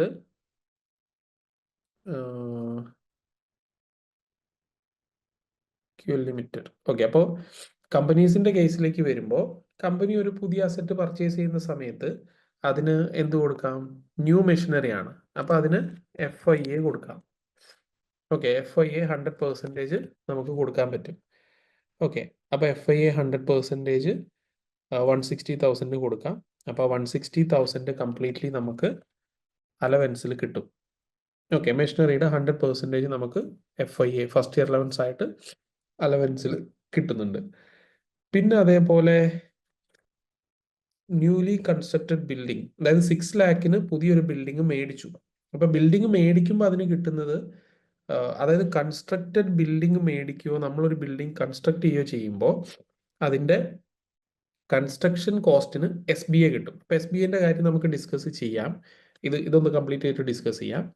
പിന്നെ അതിനുശേഷം പറയുന്നത് ഈ ബിൽഡിങ്ങിൽ ഇവര് കൺസ്ട്രക്ട് ചെയ്ത ഈ ബിൽഡിങ്ങിൽ 230,000 thermal insulation, air cooling equipment, ആ സാധനങ്ങളൊക്കെയാണ്. ഓക്കെ, അപ്പൊ അതിൽ 230,000 അപ്പൊ ആക്ച്വലി എവിടെ വരുന്നതാ? സ്പെഷ്യൽ റേറ്റ് പൂളിൽ വരുന്ന ഐറ്റം ആണ്.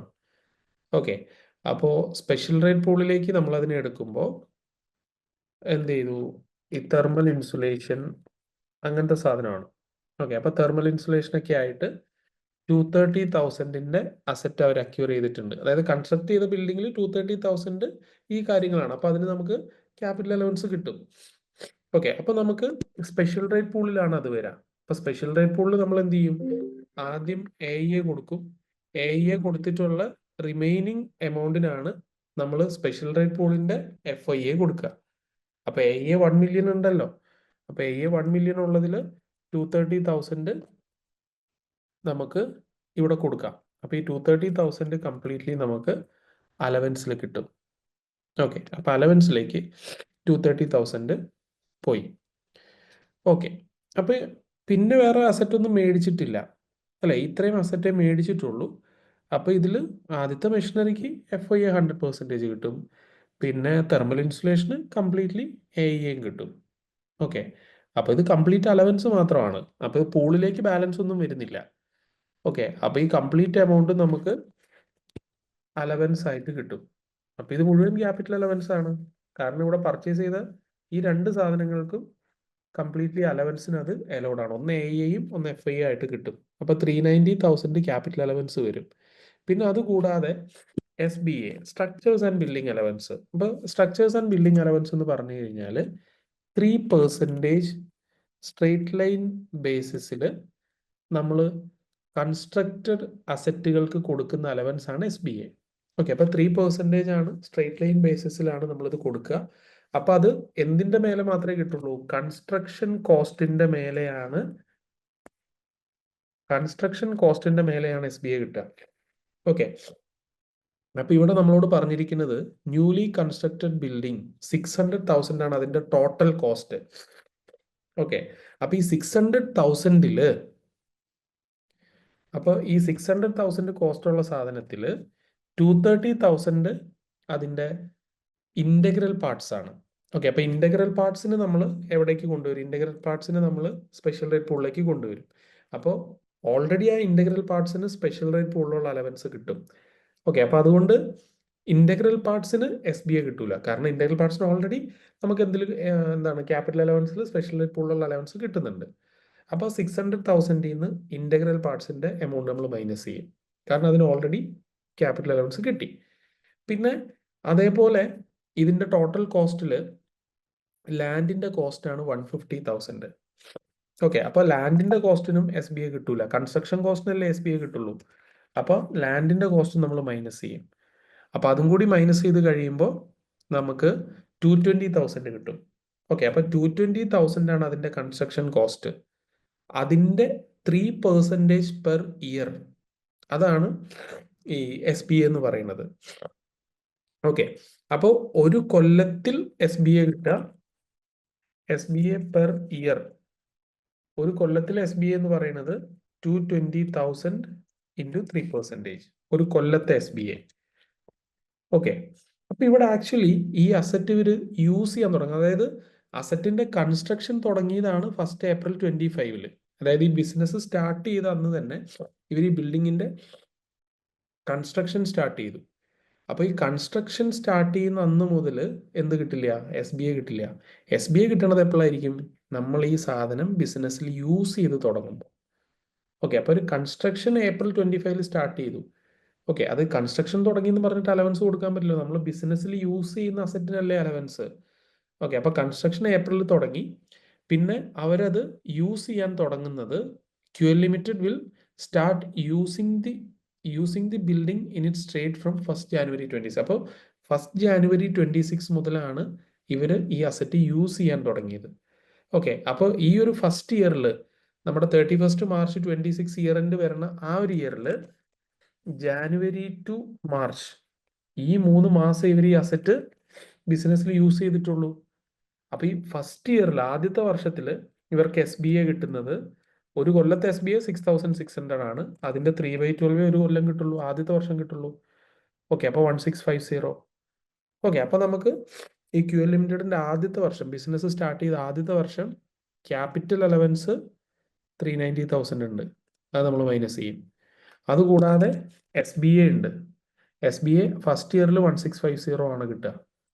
1650 നമ്മൾ മൈനസ് ചെയ്തു. ഓക്കെ, വേറെ ഇൻകം ഒന്നും ഈ ഫസ്റ്റ് ഇയറിൽ അവിടെ ഇല്ല. ഓക്കെ, അപ്പൊ അങ്ങനെയാകുമ്പോൾ ഫസ്റ്റ് ഇയറിൽ ഇവർക്ക് വരുന്ന ക്യാപിറ്റൽ അലവൻസും കൂടി അഡ്ജസ്റ്റ് ചെയ്യുമ്പോൾ ഫസ്റ്റ് ഇയറിൽ വരുന്ന ലോസ് ഇത്രയാണ്. ഓക്കെ, എത്രയാണ്? 5,11,650. 230,000 ഇത്ര തന്നെയല്ലേ? 160, 230. യെസ്, അപ്പൊ ഇതിൽ ഇവർക്ക് കിട്ടുക ഈ എമൗണ്ട് 5,11,650. ഇത്രയും എമൗണ്ട് ഫസ്റ്റ് ഇയറിൽ ടാക്സ് അഡ്ജസ്റ്റഡ് ട്രേഡിംഗ് ലോസ് ഉണ്ട്. Okay, tax adjusted trading loss ആവാം, പ്രോഫിറ്റ് ആവാം, പ്രോഫിറ്റ് ഓർ ലോസ്. ഓക്കെ, അപ്പോ ഇത്രയാണ് ഫസ്റ്റ് ഇയറിലെ trading loss. Then second year ആവുമ്പോൾ, ഈ രണ്ടാമത്തെ വർഷം ആവുമ്പോൾ സെക്കൻഡ് ഇയറിൽ അവർക്ക് ട്രേഡിംഗ് ലോസ് അല്ല, 162,000 പ്രോഫിറ്റ് ആണെന്ന് പറയുന്നുണ്ട്. അപ്പോൾ സെക്കൻഡ് ഇയറിൽ നമ്മൾ ട്രേഡിംഗ് പ്രോഫിറ്റ് എടുത്തു 162. പിന്നെ അതേപോലെ സെക്കൻഡ് ഇയറിൽ ഇനി ക്യാപിറ്റൽ അലവൻസ് എന്തെങ്കിലും കിട്ടുമോ? കിട്ടൂല. കാരണം സെക്കൻഡ് ഇയറിൽ ഒരു അസറ്റും പർച്ചേസ് ചെയ്തായിട്ട് പറയുന്നില്ല. അതായത് ഈ മെഷീനറിയും ബിൽഡിംഗ് എല്ലാം പർച്ചേസ് ചെയ്തിരിക്കുന്നത് ഇയർ 1-ലാണ്. അപ്പോൾ ഇയർ 1-ൽ ആ മെഷീനറി പർച്ചേസ് ചെയ്തു, അത് കംപ്ലീറ്റ്ലി FIAയിൽ കവേർഡായി. അപ്പോൾ ആ മെഷീനറിക്ക് പൂളിൽ ബാലൻസ് ഒന്നുമില്ല. അതായത് ഇയർ 1-ൽ ക്ലോസിംഗ് TWDV ഇല്ല. ഓക്കെ, അപ്പോൾ ഇയർ 2 ഓപ്പണിംഗ് TWDV ഇല്ല. അപ്പോൾ ആ TWDVൻ്റെ മേലെയുള്ള അലവൻസ്, ക്യാപിറ്റൽ അലവൻസ് ഒന്നും ഇയർ 2 കിട്ടാൻ പോകുന്നില്ല. പിന്നെ ഇയർ 2 പുതിയതായിട്ടൊരു അസറ്റ് അവർ മേടിച്ചതായിട്ട് പറയുന്നില്ല. അപ്പോൾ ഇയർ 2 ക്യാപിറ്റൽ അലവൻസ് ഉണ്ടാവില്ല, 0 ആയിരിക്കും. ദെൻ SBA കിട്ടും. കാരണം ഇയർ 2 ഈ ബിൽഡിംഗ് അവർ കംപ്ലീറ്റ്ലി യൂസ് ചെയ്യുന്നുണ്ട്, ഒരു വർഷം മുഴുവൻ യൂസ് ചെയ്യുന്നുണ്ട്. അപ്പോൾ ഇയർ 2 SBA 6600 കിട്ടും. സോ അപ്പോൾ year 2 tax adjusted trading profit ഈ എമൗണ്ട് ആയിരിക്കും. ഇയർ 2 പ്രോഫിറ്റ് ആണ്. ഇനി അത് കൂടാതെ ഇയർ 2 ക്യാപിറ്റൽ ഗെയിനും കൂടി ഉണ്ട്. ഓക്കെ, അപ്പോൾ ഇയർ 2 ക്യാപിറ്റൽ ഗെയിൻ 16,000 ഉണ്ട്. അത് നമ്മൾ കാണിച്ചു. ഇയർ 1 ക്യാപിറ്റൽ ഗെയിൻസ് ഒന്നുമില്ല. ഓക്കെ, അപ്പോൾ ഇതാണ് നമ്മുടെ ഇയർ 1ലെയും 2ലെയും 2 വർഷത്തെ റിസൾട്ട്. ഇതാണ് tax adjusted trading loss in both years. ഈ എമൗണ്ട് ആയിരിക്കും വരാം.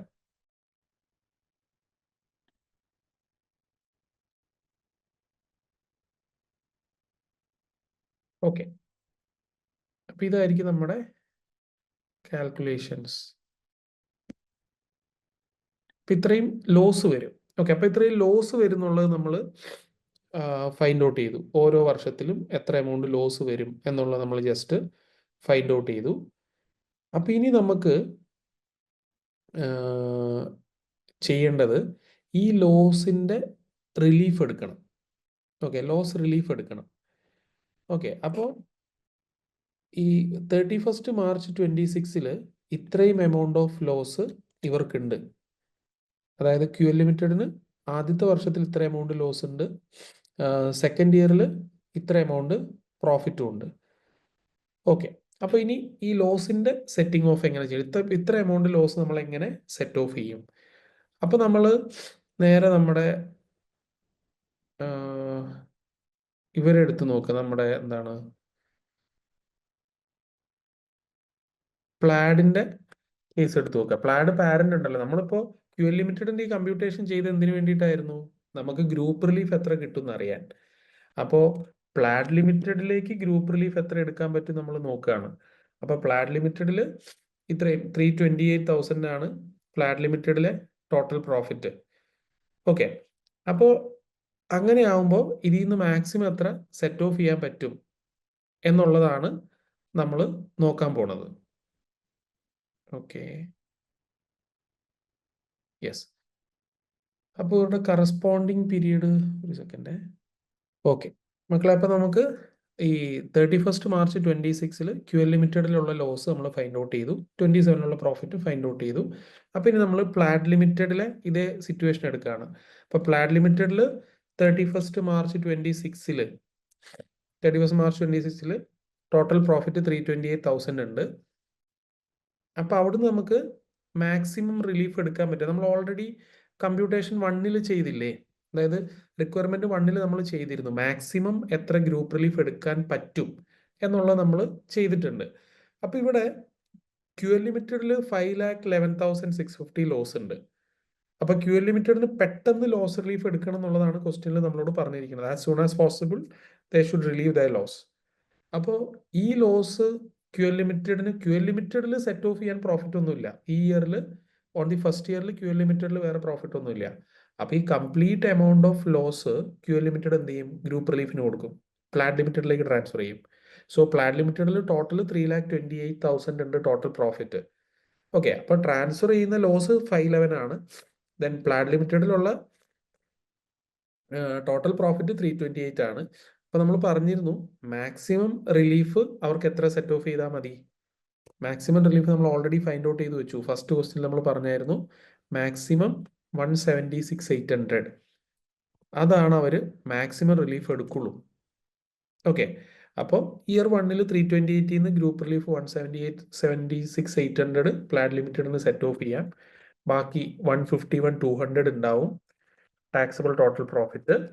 അപ്പോൾ അതിന് കോർപ്പറേഷൻ ടാക്സ് 25% അവർ ടാക്സ് വരും. സോ 151,200 ടാക്സ്, 200 മേലെ ടാക്സ് വരും, 37,800. ഇപ്പോൾ ഈ 37,800 നമ്മുടെ DTRൽ കവേർഡ് ആവും. ഓക്കെ, നമ്മൾ ഓൾറെഡി ചെയ്തതാണ്, ഇവിടെ നമ്മളൊന്ന് റിപ്പീറ്റേഷൻ ചെയ്യുന്നു, കോപ്പി പേസ്റ്റ് ചെയ്താൽ മതി. അല്ലെങ്കിൽ ഇത് ഓൾറെഡി നമ്മൾ കമ്പ്യൂട്ടേഷൻ ചെയ്തിട്ടുണ്ടെങ്കിൽ നമ്മൾ അതൊന്ന് മെൻഷൻ ചെയ്താൽ മതി. ഓക്കെ, അപ്പോൾ ഓൾറെഡി നമ്മൾ റിക്വയർമെന്റ് 1 അത് ചെയ്തിട്ടുണ്ട്, അപ്പോൾ അത് മെൻഷൻ ചെയ്തിട്ടൊന്ന് പറഞ്ഞാലും മതി. ഇത് കംപ്ലീറ്റ്ലി നിൽ ടാക്സ് ആയിരിക്കും ഈ ഇയറിൽ ഉണ്ടാവും എന്നുള്ളത് എക്സ്പ്ലെയിൻ ചെയ്താലും മതി, അല്ലെങ്കിൽ കമ്പ്യൂട്ട് ചെയ്താലും നോ ഇഷ്യൂ. ഓക്കെ, അപ്പോൾ DTR 37,800 കിട്ടും. ഇയർ 1 ഇവർക്ക് കോർപ്പറേഷൻ ടാക്സ് ഇല്ല. ഓക്കെ, അപ്പോൾ കോർപ്പറേഷൻ ടാക്സ് ഇയർ 1 ഇവർക്ക് 0 ആണ്, പ്ലാഡിന് 0 ആണ്. ഓക്കെ, അപ്പോൾ ഇനി ബാക്കി ലോസ് ഉണ്ടല്ലോ, അതായത് 511,650 ലോസ് QL ലിമിറ്റഡിൽ ഉണ്ടായി. ഈ ലോസ് QL ലിമിറ്റഡ് പ്ലാഡിലേക്ക് ട്രാൻസ്ഫർ ചെയ്തു. പ്ലാഡിൽ നിന്ന് 176,800 സെറ്റ് ഓഫ് ആയി. ഇനി റിമൈനിങ് ലോസ് ഉണ്ട്, അതായത് 511,650 remaining loss QL limited carry forward ചെയ്യും. ഓക്കെ, സോ ക്യാരി ഫോർവേഡ് ചെയ്യുമ്പോൾ ഫ്യൂച്ചർ ഇയറിൽ നിന്ന് QL ലിമിറ്റഡിന് തന്നെ അത് സെറ്റ് ഓഫ് ചെയ്യാം. ഓക്കെ, അപ്പോൾ QL ലിമിറ്റഡിൽ കുറച്ചും കൂടി സ്ഥലം വിടേണ്ടതായിരുന്നു.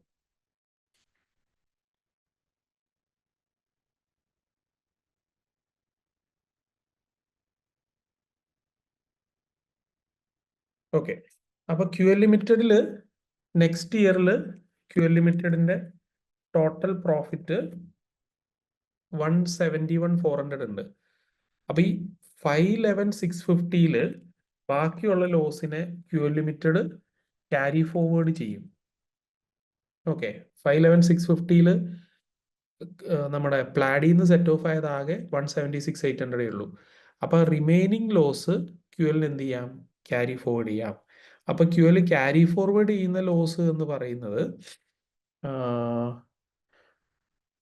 ഈ 511,650 176,800 കറണ്ട് ഇയറിൽ സെറ്റ് ഓഫ് ആയി.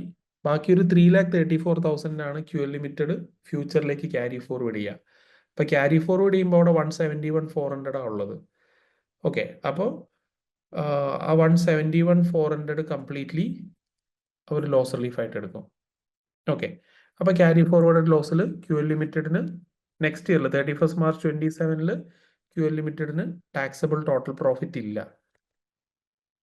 ഓക്കെ, സോ നെക്സ്റ്റ് ഇയറിലും QL ലിമിറ്റഡിന് കോർപ്പറേഷൻ ടാക്സ് ലയബിലിറ്റി ഒന്നും ഇല്ല, കാരണം ക്യാരി ഫോർവേഡ് ലോസിൽ അത് സെറ്റ് ഓഫ് ആയി. ദെൻ ഇനിയും സ്റ്റിൽ നമ്മുടെ ലോസ് ബാക്കിയുണ്ട്. ആ ലോസിന് എന്ത് ചെയ്യാൻ പറ്റും, ഗ്രൂപ്പ് റിലീഫ് ചെയ്യാം. ഓക്കെ, അതായത് ക്യാരി ഫോർവേഡ് ലോസ് എടുക്കുമ്പോൾ അൺറിലീവ്ഡ് ലോസ് ആണ് ഗ്രൂപ്പിൽ കൊടുക്കുക. അതായത് നമ്മൾ ക്യാരി ഫോർവേഡ് ചെയ്യുന്ന ലോസ് നമ്മുടെ കമ്പനിയിൽ നിന്ന് സെറ്റ് ഓഫ് ചെയ്യണം, എന്നിട്ട് ബാക്കിയുള്ള ലോസ് ആണ് ഗ്രൂപ്പിലേക്ക് ട്രാൻസ്ഫർ ചെയ്യുക. സോ അപ്പൊ ഇനി ബാക്കി എത്ര ലോസ് ഉണ്ട് എന്നുള്ളത് നമ്മൾ ജസ്റ്റ് ഒന്ന് ഐഡന്റിഫൈ ചെയ്യാണ്. അപ്പോൾ ആക്ച്വലി ഇവർ ക്യാരി ഫോർവേഡ് ചെയ്ത ലോസ് 3,34,850. അപ്പൊ ഈ 3,34,850 ഇവിടുന്ന് സെറ്റ് ഓഫ് ആയത് 171,400. ഇനിയും ഒരു 163,450 ലോസും കൂടി ഉണ്ട്. ഓക്കെ, അപ്പൊ ഇവിടുന്ന് ഇവരുടെ QL ലിമിറ്റഡിന്റെ ഫ്യൂച്ചർ ഇയറിൽ നിന്ന് ഈ ലോസ് സെറ്റ് ഓഫ് ചെയ്തു. റിമൈനിങ് ലോസ് എന്ത് ചെയ്യാം, ഗ്രൂപ്പ് റിലീഫിന് കൊടുക്കാം. അപ്പൊ ഗ്രൂപ്പ് റിലീഫിൽ കൊടുക്കുമ്പോൾ പ്ലാഡ് ലിമിറ്റഡിൽ സെക്കൻഡ് ഇയർ, അപ്പൊ പ്ലാഡ് ലിമിറ്റഡിൽ 31 March 2027 same amount of profit ആയിരിക്കും എന്നാണ് പറഞ്ഞിരിക്കുന്നത്. ഓക്കെ, അപ്പൊ നെക്സ്റ്റ് ഇയറിൽ ഇതേ സെയിം ഫിഗേഴ്സ് തന്നെയാണ് വരിക. ഓക്കെ, സെയിം ഫിഗേഴ്സ് നെക്സ്റ്റ് ഇയറിലും വരും. ദെൻ ഗ്രൂപ്പ് റിലീഫ് ആയിട്ട് അപ്പൊ നെക്സ്റ്റ് ഇയറിൽ 328,000 ഉണ്ട് ടോട്ടൽ പ്രോഫിറ്റ്. അതിൽ നിന്ന് ഗ്രൂപ്പ് റിലീഫ് എന്ന് പറഞ്ഞാൽ എത്ര കുറയ്ക്കാൻ പറ്റും, ഇവർ ട്രാൻസ്ഫർ ചെയ്യുന്ന ലോസ് 163,450 ആണ്. ഓക്കെ, അപ്പൊ 328 ഇവർക്ക് ഗ്രൂപ്പ് റിലീഫ് ആയിട്ട് 163,450 കുറയ്ക്കാം. ദെൻ ടാക്സബിൾ ടോട്ടൽ പ്രോഫിറ്റ് 164,550 അവർക്ക് വരും. അപ്പൊ അതിന് കോർപ്പറേഷൻ ടാക്സ് 25% അവർ കാൽക്കുലേറ്റ് ചെയ്യും. ദെൻ അതിൽ നിന്ന് നെക്സ്റ്റ് ഇയറിലും അപ്പൊ DTR ഉണ്ടാവുമല്ലോ, ഇതേ ഇൻകം തന്നെയാണ് നെക്സ്റ്റ് ഇയറും വരുന്നതെങ്കിൽ, ഇതിന്റെ ഫസ്റ്റ് ഇയറിൽ അതേ ഇൻകം തന്നെ നെക്സ്റ്റ് ഇയറിൽ വരികയാണെങ്കിൽ ഫസ്റ്റ് ഇയറിൽ ജനറേറ്റ് ചെയ്ത അതേ പ്രോഫിറ്റ് തന്നെ സെക്കൻഡ് കൺട്രിയിൽ ക്രിയേറ്റ് ആയിട്ടുണ്ടാവും. അപ്പൊ അവിടെ പേ ചെയ്ത ടാക്സ് UK DTR ആയിട്ട് കിട്ടും. അപ്പൊ നെക്സ്റ്റ് ഇയറിൽ DTR ആയിട്ട് ഈ എമൗണ്ടും ഉണ്ടാവും. ഓക്കെ, നെക്സ്റ്റ് ഇയറിൽ DTR ആയിട്ട് 37,800 ഉണ്ടാവും. അപ്പോൾ കോർപ്പറേഷൻ ടാക്സിൽ നിന്ന് DTR ഡിഡക്ട് ചെയ്ത് റിമൈനിങ് എമൗണ്ട് ആയിരിക്കും നെക്സ്റ്റ് ഇയറിൽ അവർ പേ ചെയ്യേണ്ടി വരിക. ഓക്കെ, അപ്പോൾ ഇതാണ് നമ്മുടെ നെക്സ്റ്റ് കാൽക്കുലേഷൻ. ഓക്കെ, അപ്പോൾ നമ്മൾ 2 വർഷത്തെയും പ്ലാഡ് ലിമിറ്റഡിൻ്റെ 2 വർഷത്തെയും ടോട്ടൽ പ്രോഫിറ്റ് കണ്ടുപിടിച്ചു. ദെൻ ഫസ്റ്റ് ഇയറിൽ നിന്ന് മാക്സിമം ഗ്രൂപ്പ് റിലീഫ് കിട്ടുക. അപ്പോൾ നമ്മൾ ഓൾറെഡി ഫൈൻഡ് ഔട്ട് ചെയ്തിട്ടുണ്ട് മാക്സിമം ഗ്രൂപ്പ് റിലീഫ് 176,800 എടുക്കാൻ പാടുള്ളൂ. അപ്പോൾ ഫസ്റ്റ് ഇയറിൽ അത്രയും ഗ്രൂപ്പ് റിലീഫ് നമ്മൾ എടുത്തു, ബാക്കി എമൗണ്ട് DTRൽ കവേർഡായി. ദെൻ ബാക്കിയുള്ള ലോസ്, അപ്പോൾ QL ലിമിറ്റഡിൽ ബാക്കിയുള്ള ലോസിനെ QL ലിമിറ്റഡ് ക്യാരി ഫോർവേഡ് ചെയ്തു. ദെൻ QL ലിമിറ്റഡിൻ്റെ സെക്കൻഡ് ഇയറിലെ പ്രോഫിറ്റ് നമ്മൾ ഓൾറെഡി ഫൈൻഡ് ഔട്ട് ചെയ്ത് വെച്ചിട്ടുണ്ട്. ഓക്കെ, 155,400 ആണ്, അല്ല 171,400 ആണ്. അപ്പോൾ അത്ര amount of carry forward loss QL ലിമിറ്റഡിൽ നിന്ന് തന്നെ നമ്മൾ സെറ്റ് ഓഫ് ചെയ്തു. എന്നിട്ട് ബാക്കിയുള്ള ലോസ് ഓഫ് 163,450 ആണ് നമ്മൾ പ്ലാഡിലേക്ക് ട്രാൻസ്ഫർ ചെയ്യുക. സോ പ്ലാഡിൽ നിന്ന് നമ്മൾ ആ മാക്സിമം ലോസിനെ 163,450 സെറ്റ് ഓഫ് ചെയ്യും, ബാക്കിയുള്ള ലോസിന് ടാക്സ് അടയ്ക്കണം, നമുക്ക് DTRും കിട്ടും. ഇങ്ങനെയായിരിക്കും നമ്മുടെ ഈ കമ്പ്യൂട്ടേഷൻ വരിക.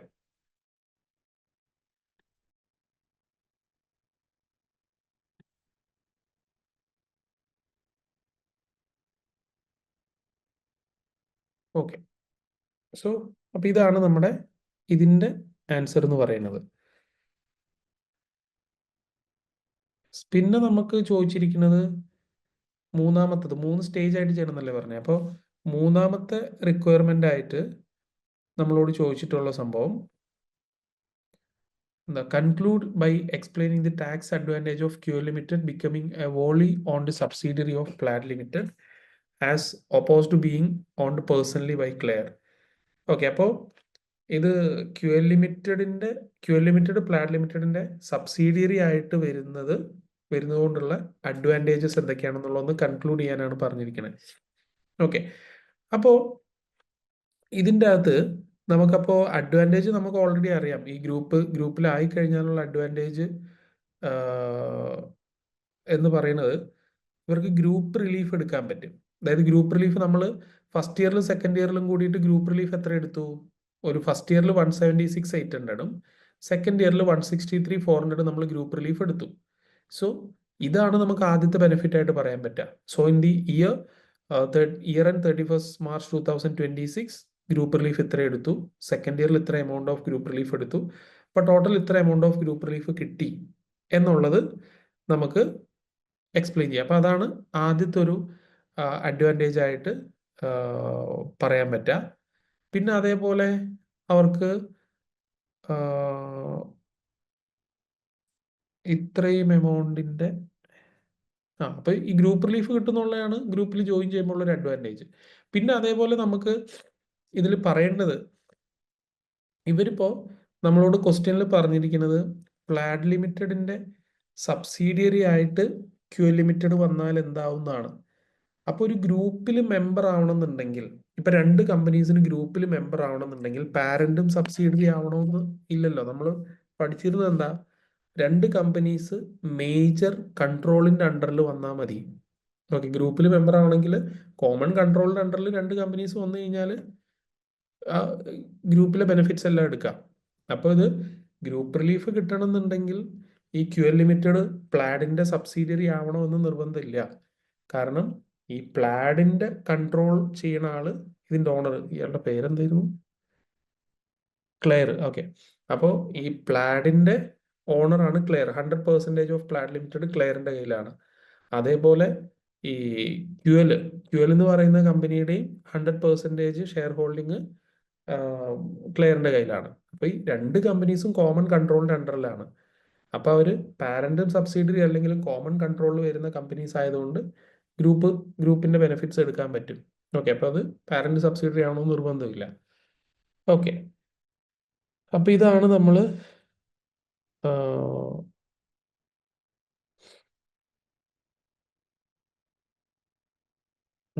നമ്മുടെ എക്സ്പ്ലനേഷൻ ആയിട്ട് കൊടുക്കേണ്ടത്.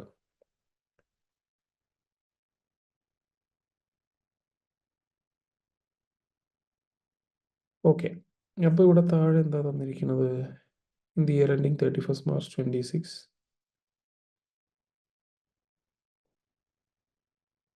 26 . ഓക്കെ. അയ്യോ, നമുക്ക് ചെറിയൊരു കാര്യം ശ്രദ്ധിക്കാതെ വിട്ടുപോയി. ഈ നോട്ട് നമ്മൾ വായിച്ചില്ലായിരുന്നു റിക്വയർമെൻറ്റിൽ. ചെറിയൊരു അഡ്ജസ്റ്റ്മെൻറ്റ് ചെയ്യാണ്ട് ഞാനത് പറയാം, നിങ്ങൾ ആൻസർ ചെയ്യുമ്പോൾ അതൊന്ന് നോക്കിയാൽ മതി. അതായത് നമ്മളോട് പറയണത്, നമ്മളിപ്പോൾ പഠിച്ചിരിക്കുന്നത് ക്യാപിറ്റൽ അലവൻസിൽ AIA 1 മില്യൺ അല്ലേ. AIA നമുക്ക് 1 മില്യൺ ആണ് ക്യാപിറ്റൽ അലവൻസിൽ. അപ്പോൾ നമ്മളോട് പറയുന്നത് in the year ending 31st March 26, 2 lakh of the annual investment allowance will be available to QL Limited. Okay, അപ്പോൾ QL ലിമിറ്റഡിന് ആനുവൽ ഇൻവെസ്റ്റ്മെൻറ്റ് AIA 2 lakh കിട്ടുള്ളൂ എന്നുള്ള അസംഷനിലാണ് ചെയ്യേണ്ടത്. അപ്പോൾ ചെറിയൊരു കാൽക്കുലേഷനിൽ നമ്മൾ ആ ഫുൾ എമൗണ്ട് 1 മില്യൺ ഉണ്ടെന്നുള്ള അസംഷനിലാണ് ചെയ്തത്. അപ്പോൾ ചെറിയൊരു കാൽക്കുലേഷൻ ചേഞ്ച് ഉണ്ടാവും ക്യാപിറ്റൽ അലവൻസിൽ മാത്രം. ഓക്കെ, അപ്പോൾ ക്യാപിറ്റൽ അലവൻസിൽ വരുന്ന ചേഞ്ച് എന്തായിരിക്കും എന്ന് വെച്ച് കഴിഞ്ഞാൽ, നമ്മളിവിടെ തെർമൽ ഇൻസുലേഷന് AIA ആയിട്ട് കൊടുത്തത് 230,000. അപ്പോൾ ഈ 230,000 AIA കിട്ടൂല. ഓക്കെ, കാരണം AIA എത്രയേ ഉള്ളൂ എന്നാണ് പറഞ്ഞത്, 2 മില്യൺ AIA ഉള്ളൂ. അപ്പോൾ 230,000-ൽ 2 മില്യൺ AIA കിട്ടും. ഓക്കെ, അപ്പോൾ നമുക്ക് അലവൻസിലേക്ക് പോവാം. 2 മില്യൺ ആണ് നമ്മുടെ അലവൻസിലേക്ക് പോവാം. ദെൻ അപ്പോൾ ഇനി ഒരു 30,000 ബാക്കിയുണ്ടല്ലോ. അപ്പോൾ സ്പെഷ്യൽ റേറ്റ് പൂളിലേക്കുള്ള പുതിയ അസറ്റ് മേടിച്ചു. 230,000-ന് AIA 2 lakh കിട്ടി. ബാക്കി ഒരു 30,000 ഉണ്ട്. ഈ 30,000-ൻ്റെ 15% നമുക്ക് FIA കിട്ടും. ഓക്കെ, അതായത് സ്പെഷ്യൽ റേറ്റ് പൂളിൽ പുതിയതായിട്ട് മേടിക്കുന്ന അസറ്റിന് FIA നമുക്ക് കിട്ടും. ഓക്കെ, അപ്പോൾ ബാക്കിയുള്ള 30,000-ൻ്റെ 50% FIA ആണ്. ഓക്കെ, അപ്പോൾ 15,000 ആയിരിക്കും നമുക്ക് അലവൻസിലേക്ക് വരിക. 15,000 നമുക്ക് അലവൻസിലേക്ക് വരും. ഓക്കെ, 15,000 അലവൻസിൽ വന്നു. അപ്പോൾ ബാക്കി ഒരു 15, അപ്പോൾ ഇതിൽ ഇയർ 2-ലും ക്യാപിറ്റൽ അലവൻസ് ചെറിയൊരു എമൗണ്ട് ഉണ്ടാവും. ഓക്കെ, അപ്പോൾ അതായത് 30,000 ഈ 230-ൽ 2 lakh AIA പോയി, ബാക്കി 30,000 അതിൻ്റെ 50% FIA അത് അലവൻസിൽ കിട്ടി. ഓക്കെ, അപ്പോൾ ടോട്ടലും കൂടി ഒന്ന് മാറ്റട്ടെ. ഇയർ 1-ൽ നമുക്ക് ക്യാപിറ്റൽ അലവൻസ് ഇത്രയാണ് കിട്ടുക. അപ്പോൾ നമുക്ക് എന്ത് സംഭവിക്കുന്നത് വെച്ചാൽ ഇയർ 2-ലും ചെറിയൊരു എമൗണ്ട് ക്യാപിറ്റൽ അലവൻസ് ഉണ്ടാവും. എന്താന്ന് വെച്ച് കഴിഞ്ഞാൽ നമ്മുടെ സ്പെഷ്യൽ റേറ്റ് പൂളില്ലേ, സ്പെഷ്യൽ റേറ്റ് പൂളിൽ ക്ലോസിംഗ് TWDV ആയിട്ട്, സ്പെഷ്യൽ റേറ്റ് പൂളിൽ ക്ലോസിംഗ് TWDV ആയിട്ട് ഒരു 15,000 വരും. അതായത് സ്പെഷ്യൽ റേറ്റ് പൂളിൽ വരുന്ന അസറ്റിന് AIA കൊടുത്ത് ബാക്കിയുള്ള എമൗണ്ടിന് FIA കൊടുത്ത് റിമൈനിങ് എമൗണ്ട് ക്ലോസിംഗ് TWDV നമ്മൾ ആഡ് ചെയ്യും. അപ്പം നെക്സ്റ്റ് ഇയറിൽ ഈ TWDV തന്നെയാണ് ഓപ്പണിംഗ് ആയിട്ടുണ്ടാവുക. ഓക്കെ, അപ്പം നെക്സ്റ്റ് ഇയറിൽ ഓപ്പണിംഗ് TWDV ഈ 15,000 വരും. ഓക്കെ, അപ്പം നെക്സ്റ്റ് ഇയറിൽ ഈ TWDVക്ക് WDA കിട്ടും. WDA 15,000-ൻ്റെ 6% WDA കിട്ടും. സോ അപ്പം നെക്സ്റ്റ് ഇയറിലും ക്യാപിറ്റൽ അലവൻസ് ഉണ്ടാവും. അപ്പോൾ ക്യാപിറ്റൽ അലവൻസിൻ്റെ എമൗണ്ടിൽ ചെറിയൊരു വ്യത്യാസമുണ്ട്. നെക്സ്റ്റ് ഇയറിലെ ക്യാപിറ്റൽ അലവൻസ് 900-ഉം ഫസ്റ്റ് ഇയറിലെ ക്യാപിറ്റൽ അലവൻസ് 375 ആയിരിക്കും. അപ്പോൾ നമ്മുടെ കമ്പ്യൂട്ടേഷനിൽ ആ ചെറിയ ചേഞ്ച് ഒന്ന് വരുത്തണേ. നേരത്തെ നോട്ട് വായിച്ചില്ല, ഇപ്പോഴാണ് നോക്കിയത്. അപ്പം അതുകൊണ്ടാണ് ആ ഒരു മിസ്റ്റേക്ക് വന്നത്. ഓക്കെ, അപ്പോൾ നമുക്ക് ഫസ്റ്റ് ഇയറിൽ ക്യാപിറ്റൽ അലവൻസ് 375 ഓട്ടോമാറ്റിക്കലി നമ്മൾ ലിങ്ക് ചെയ്തുകൊണ്ട് 375 ഫസ്റ്റ് ഇയറിലെ ക്യാപിറ്റൽ അലവൻസ്. സെക്കൻഡ് ഇയറിൽ ചെറിയൊരു എമൗണ്ട് ഓഫ് ക്യാപിറ്റൽ അലവൻസ് ഉണ്ട്. സെക്കൻഡ് ഇയറിലെ ക്യാപിറ്റൽ അലവൻസ് 900. ഓക്കെ, അപ്പോൾ അത് അഡ്ജസ്റ്റ് ആക്കിയിട്ടുള്ള എമൗണ്ട് ആയിരിക്കും ലോസ് വരിക. ഓക്കെ, അപ്പോൾ ആ ലോസിൻ്റെ കമ്പ്യൂട്ടേഷനിൽ ക്യാപിറ്റൽ അലവൻസിൻ്റെ കമ്പ്യൂട്ടേഷനിൽ ആ ചെറിയൊരു ചേഞ്ച് ഉണ്ട്. അത് 2 lakh ആണ് AIA അവൈലബിൾ എന്നുള്ളത് നോക്കിയില്ല, നമ്മൾ 1 മില്യൺ അവൈലബിൾ ആണെന്നുള്ള ബേസിസിൽ ചെയ്തു പോയി.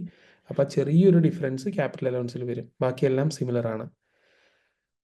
ഓക്കെ, അപ്പോൾ ഇതാണ് നമ്മുടെ 18 മാർക്ക്. ചോദിച്ചോ. ഈ തെർമലിൽ എന്തിനാണ് നമ്മൾ ഫസ്റ്റ് ഇയർ അലവൻസ് ഫുള്ളായിട്ട് കൊടുക്കാതെ? അല്ല, തെർമൽ സ്പെഷ്യൽ റേറ്റ് പൂളിൽ വരുന്ന അസറ്റ് അല്ലേ. സ്പെഷ്യൽ റേറ്റ് പൂളിന് 50% അല്ലേ ഉള്ളൂ. അതല്ല, അതൊക്കെ പക്ഷെ നമ്മൾ AIA കൊടുക്കുന്നതിന് മുന്നേ നമുക്ക് 50% ഫുള്ള് കൊടുത്തൂടെ? അല്ലെ 230,000-ന്? 50% ആകുമ്പോൾ 1 lakh അല്ലേ കിട്ടുള്ളൂ. 230,000-ൻ്റെ 115 അല്ലേ കിട്ടുള്ളൂ. അപ്പോൾ അലവൻസ് കുറയൂലേ നമുക്ക്. അല്ല, നമുക്ക് ചോദിച്ച തെർമലിൽ ആദ്യം നമുക്ക് FIA കൊടുത്തു കഴിഞ്ഞിട്ട് AIA കൊടുക്കാൻ പറ്റില്ല. AIA കൊടുത്ത് ബാക്കിയുള്ളതിന് FIA കൊടുക്കാം. വൺസ് നമ്മൾ FIA കൊടുത്താൽ റിമൈനിങ് എമൗണ്ടിന് പിന്നെ AIA കൊടുക്കാൻ പറ്റില്ല.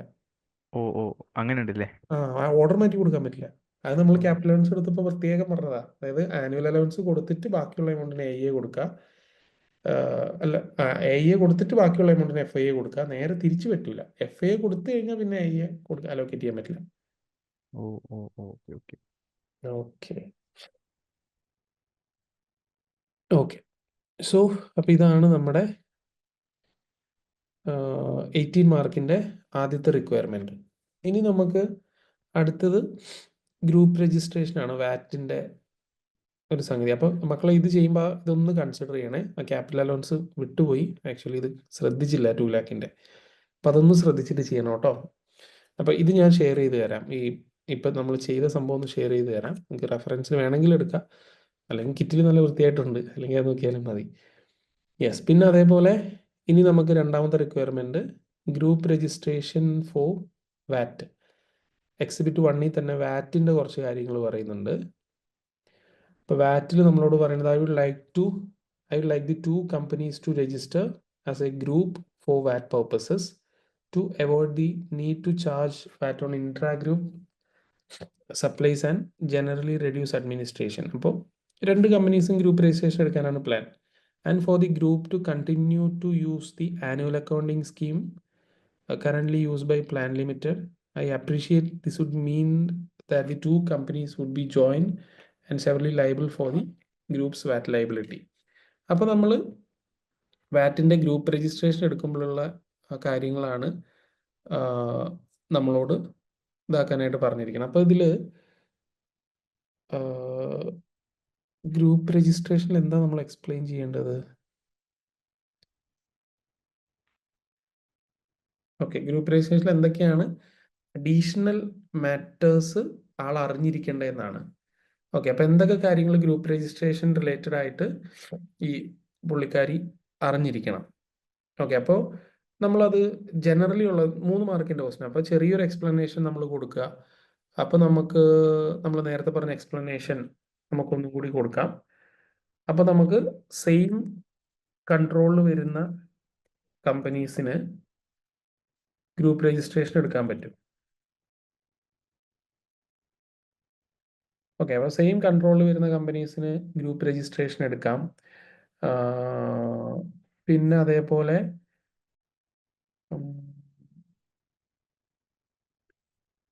പിന്നെ ഇതിലിപ്പോൾ എന്താണ് അഡീഷണലി അറിഞ്ഞിരിക്കേണ്ടത്? ബാക്കിയുള്ള കാര്യങ്ങളൊക്കെ പുള്ളിക്കാരിക്ക് അറിയാം. കാരണം വാറ്റിൽ രജിസ്റ്റർ ചെയ്താലുള്ള കാര്യങ്ങൾ എന്തൊക്കെയാണെന്ന് ഓൾറെഡി ഒരുപാട് കാര്യങ്ങൾ ഇതിൽ തന്നെ പറയുന്നുണ്ട്. അഡ്മിനിസ്ട്രേഷൻ കോസ്റ്റ് കുറയ്ക്കാം, ആനുവൽ അക്കൗണ്ടിങ് സ്കീം അപ്പോൾ ഗ്രൂപ്പിൽ വരുമ്പോൾ ആനുവൽ അക്കൗണ്ടിങ് സ്കീം ഗ്രൂപ്പിൽ പറ്റൂല. അതായത് ഗ്രൂപ്പ് രജിസ്ട്രേഷൻ എടുക്കുമ്പോൾ നമ്മൾ ഗ്രൂപ്പ് രജിസ്ട്രേഷൻ എടുക്കുന്ന സമയത്ത് സ്കീംസ് അലൗഡ് അല്ല. ഓക്കെ, ഇപ്പോൾ ഒരു ഗ്രൂപ്പിലുള്ള കമ്പനി ആണെന്നുണ്ട്. ഇപ്പോൾ ഇൻഡിവിജ്വലി ഒരു കമ്പനി രജിസ്റ്റർ ചെയ്ത് റൺ ചെയ്യുമ്പോൾ അവർക്ക് ആനുവൽ അക്കൗണ്ടിങ് സ്കീമോ ക്യാഷ് അക്കൗണ്ടിങ് സ്കീമോ ഫ്ലാറ്റ് റേറ്റ് സ്കീമോ ഏത് സ്കീം ആണെങ്കിലും അവർക്ക് യൂസ് ചെയ്യാൻ പ്രശ്നമില്ല. പക്ഷേ ഗ്രൂപ്പ് രജിസ്ട്രേഷൻ എടുക്കുമ്പോൾ അത് പറ്റൂല. ഓക്കെ, കാരണം ഗ്രൂപ്പ് രജിസ്ട്രേഷൻ എടുക്കുമ്പോൾ ഒരു ഗ്രൂപ്പിൽ കുറേ കമ്പനീസ് ഉണ്ടാവുമല്ലോ. ഓക്കെ, ഇപ്പോൾ ഇതിൽ 2 കമ്പനിയേ ഉള്ളൂ, ചില ഗ്രൂപ്പിൽ എത്ര നമ്പർ ഓഫ് കമ്പനീസ് ഉണ്ടാവാം. അപ്പോൾ അങ്ങനെ കുറേ കമ്പനീസ് വരുമ്പോൾ എല്ലാ കമ്പനിക്കും ഒറ്റ രജിസ്ട്രേഷനാണ്. അപ്പോൾ ഒരു ഗ്രൂപ്പിൽ 5 കമ്പനി ഉണ്ടെങ്കിൽ 5 കമ്പനിയും ഒരു കമ്പനി എന്നുള്ള രീതിയിലാണ് HMRC കൺസിഡർ ചെയ്യുക. അപ്പോൾ ഈ 5 കമ്പനിയിൽ ഒരു കമ്പനി ക്യാഷ് അക്കൗണ്ടിങ്, ഒരു കമ്പനി ഫ്ലാറ്റ് റേറ്റ്, അങ്ങനെ വരുമ്പോൾ പ്രശ്നമാവും. ഓക്കെ, അപ്പോൾ അതുകൊണ്ട് ഗ്രൂപ്പിൽ സ്കീംസ് അവൈലബിൾ അല്ല. ഓക്കെ, അപ്പോൾ they can join in the annual accounting scheme if the company running individually. അപ്പോൾ വിത്തൗട്ട് ഗ്രൂപ്പ് ആണെങ്കിൽ ആനുവൽ അക്കൗണ്ടിങ് സ്കീം യൂസ് ചെയ്യാം, നോ ഇഷ്യൂസ്. പക്ഷേ കമ്പനിയിലേക്ക് വരുമ്പോൾ അത് ചെയ്യാൻ പാടില്ല. Okay,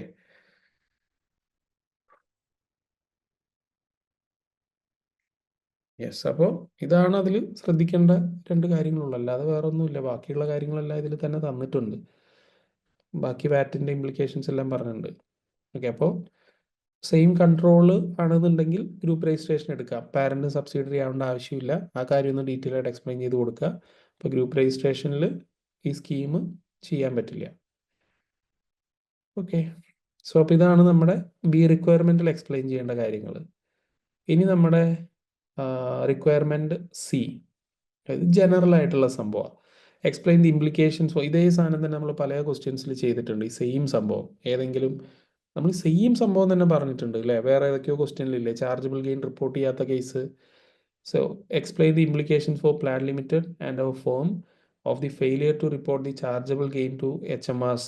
You should not address money laundering or the responsibility of penalty, as I have already spoken to Claire about these matters. അപ്പോൾ നമുക്ക് അതിൻ്റെ പെനാൽറ്റി കാര്യങ്ങളെ പറ്റി ഒന്നും പറയേണ്ട ആവശ്യമില്ല. ജസ്റ്റ് എന്തൊക്കെയാണ് നമ്മൾ explain the implication for Plad limited and our firm. Okay, അപ്പോൾ പ്ലാഡ് ലിമിറ്റഡിലുള്ള ഒരു ചാർജബിൾ ഗെയിൻ അൺറിപ്പോർട്ടഡ് ആണ്. അപ്പോൾ അതിൻ്റെ ഡീറ്റെയിൽസ് എന്തെങ്കിലും തന്നിട്ടുണ്ടാവും. യെസ്, ഇവിടെ നമ്മളോട് പറയുന്നത് I have discovered that a chargeable gain of 21,600 realized by Plaid Limited in the year ended 31st March 21 was omitted from its corporation tax return. However, because the gain arose in respect of the sale of land, it was reported for the purpose of stamp duty land tax. Accordingly, I assume we do not need to do anything and HMRC will contact us about this at some point. Okay, അപ്പോൾ ഇതിൻ്റെ implication എന്താണ്? അപ്പോൾ ഇങ്ങനെ ഒരു 21,600 gain ഇവരെന്ത് ചെയ്തിട്ടില്ല, report ചെയ്യാതിരുന്നിട്ടുണ്ട്. Okay, അപ്പോൾ അത് 31st March 21 ഓക്കെ, അപ്പോൾ ഇപ്പോഴല്ല, 31st March 21 ഒരു ചാർജബിൾ ഗെയിൻ ഇവർ റിപ്പോർട്ട് ചെയ്യാതെ ഒമിറ്റ് ചെയ്തിട്ടുണ്ട്. അപ്പോൾ അത് ഇവർ ഫൈൻഡ് ഔട്ട് ചെയ്തു. അപ്പോൾ ഇതിൽ രണ്ട് ആൾക്കാർ എന്താ ചെയ്യേണ്ടത്? ഇപ്പോൾ പ്ലാഡ് ലിമിറ്റഡ് എന്ത് ചെയ്യണം? അപ്പോൾ പ്ലാഡ് ലിമിറ്റഡ് ചെയ്യേണ്ടത് എന്താ? പ്ലാഡ് ലിമിറ്റഡ് ഈ 21,600 ചാർജബിൾ ഗെയിൻ ഒമിറ്റഡ് ആയി എന്നുള്ളത് HMRCയുടെ അടുത്ത് ഡിസ്ക്ലോസ് ചെയ്യണം. ദെൻ ഡിസ്ക്ലോസ് ചെയ്തിട്ട് ആ പെൻഡിങ് ആയിട്ടുള്ള കോർപ്പറേഷൻ ടാക്സ് പ്ലാഡ് ലിമിറ്റഡ് പേ ചെയ്യണം. ദെൻ അത് പേ ചെയ്യുമ്പോൾ അതിൻ്റെ ഇൻട്രസ്റ്റും പെനാൽറ്റി അടക്കം HMRC ചാർജ് ചെയ്യും. അത് ചെയ്യണം. അപ്പോൾ പ്ലാഡ് ലിമിറ്റഡിന് അതേ ചെയ്യാനുള്ളൂ. അപ്പോൾ അവർ ഒമിറ്റ് ചെയ്തു ഇങ്ങനൊരു ഗെയിൻ. അപ്പോൾ അത് HMRCയുടെ അടുത്ത് അത് റിപ്പോർട്ട് ചെയ്യുക, ഇൻഫോം ചെയ്യുക, അതിൻ്റെ പെൻഡിങ് ടാക്സ് പേ ചെയ്യുക, അതിൻ്റെ ഇൻട്രസ്റ്റ് അടക്കം HMRC മേടിക്കും, കംപ്ലീറ്റ് പേയ്മെൻറ്റ് അവർ സെറ്റിൽ ചെയ്യുക. ഇതാണ് പ്ലാഡ് ലിമിറ്റഡിന് ചെയ്യാനുള്ളത്. ഇനി നമ്മുടെ സൈഡിൽ നോക്കും, നമ്മുടെ ഫേം എന്താ ചെയ്യേണ്ടത്? നമ്മുടെ ഫേം ചെയ്യേണ്ടത് ഇങ്ങനെ ഒരു ഫ്രോഡ് നമ്മൾ ഐഡൻറ്റിഫൈ ചെയ്തു. അപ്പോൾ മറ്റെന്തെങ്കിലും ഇതേപോലെയുള്ള പൊട്ടൻഷ്യൽ ഫ്രോഡ്, ഇതേപോലത്തെ സിമിലർ ടൈപ്പ് ഓഫ് ഫ്രോഡ്സ് ഉണ്ടോ എന്നുള്ളത് നമ്മൾ എന്ത് ചെയ്യും? നമ്മൾ ഡീറ്റെയിൽഡ് ആയിട്ടൊന്ന് ഇൻവെസ്റ്റിഗേറ്റ് ചെയ്യും. കാരണം ഇങ്ങനെ ഒരു ഫ്രോഡ് വന്നിട്ടുണ്ടെങ്കിൽ ദേഴ്സ് എ പോസിബിൾ ചാൻസ് അല്ലേ, ഇതേപോലെ മൾട്ടിപ്പിൾ ഫ്രോഡുകൾ വരാനുള്ള പോസിബിലിറ്റി ഉണ്ട്. അപ്പോൾ നമ്മൾ അത് വീണ്ടും മറ്റെന്തെങ്കിലും ഫ്രോഡുകൾ ഉണ്ടോ എന്നുള്ളത് നമ്മൾ ഐഡൻറ്റിഫൈ ചെയ്യും. ദെൻ നമ്മൾ പ്ലാഡ് ലിമിറ്റഡിനോട് ഇതിൻ്റെ കോൺസിക്വൻസസ് നമ്മൾ പറയും. ഇത് ഡിസ്ക്ലോസ് ചെയ്യാനായിട്ട് പ്ലാഡ് ലിമിറ്റഡിനോട് അഡ്വൈസ് ചെയ്യും. ഓക്കെ, അപ്പോൾ നമ്മൾ ചെയ്യാം ഇതേപോലത്തെ റിലേറ്റഡ് ഫ്രോഡുകൾ ഉണ്ടോ എന്ന് നോക്കും. പ്ലാഡ് ലിമിറ്റഡിനോട് ഇത് റിപ്പോർട്ട് ചെയ്യാനായിട്ട്, ഇത് HMRC എടുത്ത് ഡിസ്ക്ലോസ് ചെയ്യാനായിട്ട് നമ്മൾ അഡ്വൈസ് ചെയ്യും. ദെൻ അതവർ അഡ്വൈസ് ചെയ്യുന്നില്ലെങ്കിൽ, നമ്മുടെ അഡ്വൈസ് ചെയ്യുന്നത് അവർ കൺസിഡർ ചെയ്യുന്നില്ലെങ്കിൽ നമ്മുടെ ഫണ്ടമെൻ്റൽ പ്രിൻസിപ്പിൾ ത്രെറ്റുകൾ അവിടെ റൈസ് ചെയ്യും. ഓക്കെ, അപ്പോൾ നമുക്ക് അവിടെ എന്താണ് നമ്മുടെ ഫണ്ടമെൻ്റൽ പ്രിൻസിപ്പിൾ ആയിട്ടുള്ള ഇൻറ്റഗ്രിറ്റി ത്രെറ്റ് അവിടെയുണ്ട്. അതേപോലെ പ്രൊഫഷണൽ ബിഹേവിയർ. അപ്പോൾ ഈ ത്രെറ്റുകൾ അവിടെ വരും. ഇത് റിപ്പോർട്ട് ചെയ്യാതിരുന്നിട്ടും നമ്മൾ അഡ്വൈസ് ചെയ്തിട്ടും നമ്മുടെ ക്ലയൻറ്റ് അത് റിപ്പോർട്ട് ചെയ്യുന്നില്ലെങ്കിൽ പിന്നെ നമുക്ക് ഈ ത്രെറ്റുകൾ അവിടെ റൈസ് ചെയ്യും. ഇൻറ്റഗ്രിറ്റിയും അതേപോലെ പ്രൊഫഷണൽ ബിഹേവിയർ എന്ന് പറയുന്ന ത്രെട്ടും, ഇത് ഈ രണ്ട് ഫണ്ടമെൻ്റൽ പ്രിൻസിപ്പിളിനുള്ള ത്രെറ്റ് അവിടെ ഉണ്ട്. അപ്പോൾ നമ്മൾ എന്ത് ചെയ്യും? ഇവരുടെ അടുത്തുനിന്ന്, നമ്മുടെ ഈ ക്ലയൻറ്റിൻ്റെ അടുത്തുനിന്ന് എൻഗേജ്മെൻറ്റ് നമ്മൾ വിഡ്രോ ചെയ്യും. അപ്പോൾ അത് വിഡ്രോ ചെയ്യുന്ന സമയത്ത് HMRCനെ നമ്മൾ ഇൻഫോം ചെയ്യണം അല്ലേ? നമ്മൾ എന്തെങ്കിലും ഇതുകൊണ്ട് നമ്മൾ ഇവരുമായിട്ടുള്ള എൻഗേജ്മെൻറ്റ് ഡിസ്കണ്ടിന്യൂ ചെയ്യുകയാണെങ്കിൽ നമ്മൾ ഇത് ഡിസ്കണ്ടിന്യൂ ചെയ്തു എന്നുള്ളത് HMRCയുടെ അടുത്ത് റിപ്പോർട്ട് ചെയ്യും. പക്ഷേ അതിൻ്റെ റീസൺ ഒന്നും പറയില്ല. ഓക്കെ, ജസ്റ്റ് നമ്മൾ ഡിസ്കണ്ടിന്യൂ ചെയ്തു എന്നുള്ളത് നമ്മൾ റിപ്പോർട്ട് മാത്രം ചെയ്യും. ഓക്കെ, അപ്പം അതാണ് ഈ അൺറിപ്പോർട്ടഡ് ചാർജബിൾ ഗെയിൻ ഉണ്ടെങ്കിൽ ചെയ്യേണ്ടത്. ഓക്കെ, അപ്പോൾ രണ്ടുപേരും എന്ത് ചെയ്യണമെന്ന് പറഞ്ഞിട്ടുണ്ടേ. ഇതേ സെയിം സംഭവം എക്സാമിന് ചിലപ്പോൾ വരാം. നമ്മുടെ കുറേ ക്വസ്റ്റ്യൻസിൽ ഈ സെയിം സംഭവം തന്നെയുണ്ട്. സെയിം സംഭവം തന്നെ, സെയിം കാര്യം തന്നെ ആൻസർ ചെയ്താൽ മതി. അപ്പോൾ ഇവരിങ്ങനെ ഒരു ഇത് ചെയ്യുന്നുണ്ട് നമുക്ക് HMRCനെ അറിയിക്കാൻ കഴിയില്ല. നമുക്ക് അത് പറയാൻ പറ്റൂല. കാരണം നമ്മളെ കോൺഫിഡൻഷ്യാലിറ്റി നമ്മൾ പറയുന്നുണ്ടല്ലോ, അപ്പോൾ അതൊരു കോൺഫിഡൻഷ്യാലിറ്റി ത്രെട്ടാണ്. അപ്പോൾ ഇങ്ങനൊരു ഫ്രോഡ് ഉണ്ട് എന്നുള്ളത് നമ്മൾ പറയില്ല. അപ്പോൾ നമ്മൾ അഡ്വൈസ് ചെയ്യും, നമ്മൾ ക്ലയൻറ്റിനെ അഡ്വൈസ് ചെയ്യും ഇത് ഡിസ്ക്ലോസ് ചെയ്യണം, ദെൻ അതിൻ്റെ ഔട്ട്സ്റ്റാൻഡിങ് പേയ്മെൻറ്റ് CGT ചെയ്യണം എന്നുള്ള അഡ്വൈസ് നമ്മൾ ചെയ്യും. നമുക്ക് നമ്മുടെ ക്ലയൻറ്റിനെ കമ്പൽ ചെയ്യാൻ പോലും പറ്റില്ല. നമുക്ക് അഡ്വൈസ് ചെയ്യാൻ മാത്രമുള്ള റൈറ്റ്സേ ഉള്ളൂ. അപ്പോൾ നമ്മൾ അഡ്വൈസ് ചെയ്യുന്നു, അവരത് ചെയ്യുന്നുണ്ടെങ്കിൽ okay, we can continue with the client. അവരത് ചെയ്യുന്നില്ലെങ്കിൽ ആ ക്ലയൻറ്റിൻ്റെ എൻഗേജ്മെൻറ്റ് നമ്മൾ വിഡ്രോ ചെയ്യും. അപ്പോൾ അത് അപ്പൊ വിഡ്രോ അവർ ചെയ്യുമ്പോൾ നമ്മൾ HMRC റിപ്പോർട്ട് എങ്ങനെ അറിയും? അറിയില്ല. അതായത് ഇത് ഇപ്പോൾ നമ്മൾ ഈ ഇത് അടുത്ത ടാക്സ് പ്രാക്ടീഷണർ വരുമ്പോൾ ഇവർ അടുത്ത ടാക്സ് അഡ്വൈസറിൻ്റെ അടുത്ത് പോകുമ്പോൾ HMRC അറിയും. ഓക്കെ, കാരണം എന്താണെന്ന് വെച്ച് കഴിഞ്ഞാൽ നമ്മളിപ്പോൾ ഈ സംഭവം ഇത് എല്ലാവരും എത്തിക്കലി പോവുകയാണെങ്കിൽ കേട്ടോ, ഇത് പ്രാക്ടിക്കലി ഇതൊന്നും ആയിരിക്കില്ല നടക്കുക. നമ്മുടെ എത്തിക്സിൽ പറയുന്ന കാര്യങ്ങളാണ്, നമുക്ക് എക്സാം പോയിന്റ് ഓഫ് വ്യൂവിൽ പറയുന്ന കാര്യങ്ങൾ എന്ന് പറഞ്ഞു കഴിഞ്ഞാൽ അതിൻ്റെ ബേസിസിലാണ് പറയണേ. അപ്പോൾ നമ്മളിപ്പോൾ ഈ എൻഗേജ്മെൻറ്റ് നമ്മൾ വിഡ്രോ ചെയ്തു, ഈ ക്ലയൻറ്റിന് നമ്മൾ വിഡ്രോ ചെയ്തു. അപ്പോൾ ഒബ്വിയസ്ലി നമ്മൾ HMRCയുടെ അടുത്തത് റിപ്പോർട്ടും ചെയ്തു. അപ്പോൾ അത് റിപ്പോർട്ട് ചെയ്ത് കഴിയുമ്പോൾ HMRC മനസ്സിലായ നമ്മുടെ ക്ലയൻറ്റിൻ്റെ അടുത്ത് നിന്ന് നമ്മൾ എൻഗേജ്മെൻറ്റ് വിഡ്രോ ചെയ്തിട്ടുണ്ട്. ചിലപ്പോൾ അങ്ങനെ വിഡ്രോ ചെയ്യുന്ന സമയത്ത് HMRC ഒരു എൻക്വയറി നടത്താം. ഓക്കെ, അതായത് നമ്മളോട് പറയുന്നുണ്ട് ഇതിൽ തന്നെ ക്വസ്റ്റ്യനിൽ തന്നെ പറയുന്നുണ്ട്, assume we do not need do anything and that HMRC will contact us about this at some point. അപ്പോൾ HMRC നമ്മളെ കോണ്ടാക്ട് ചെയ്ത് ഇതിനെപ്പറ്റി എന്തെങ്കിലും എൻക്വയറി നടത്തുന്നത് വരെ നമ്മളിതൊന്നും ഡിസ്ക്ലോസ് ചെയ്യേണ്ട.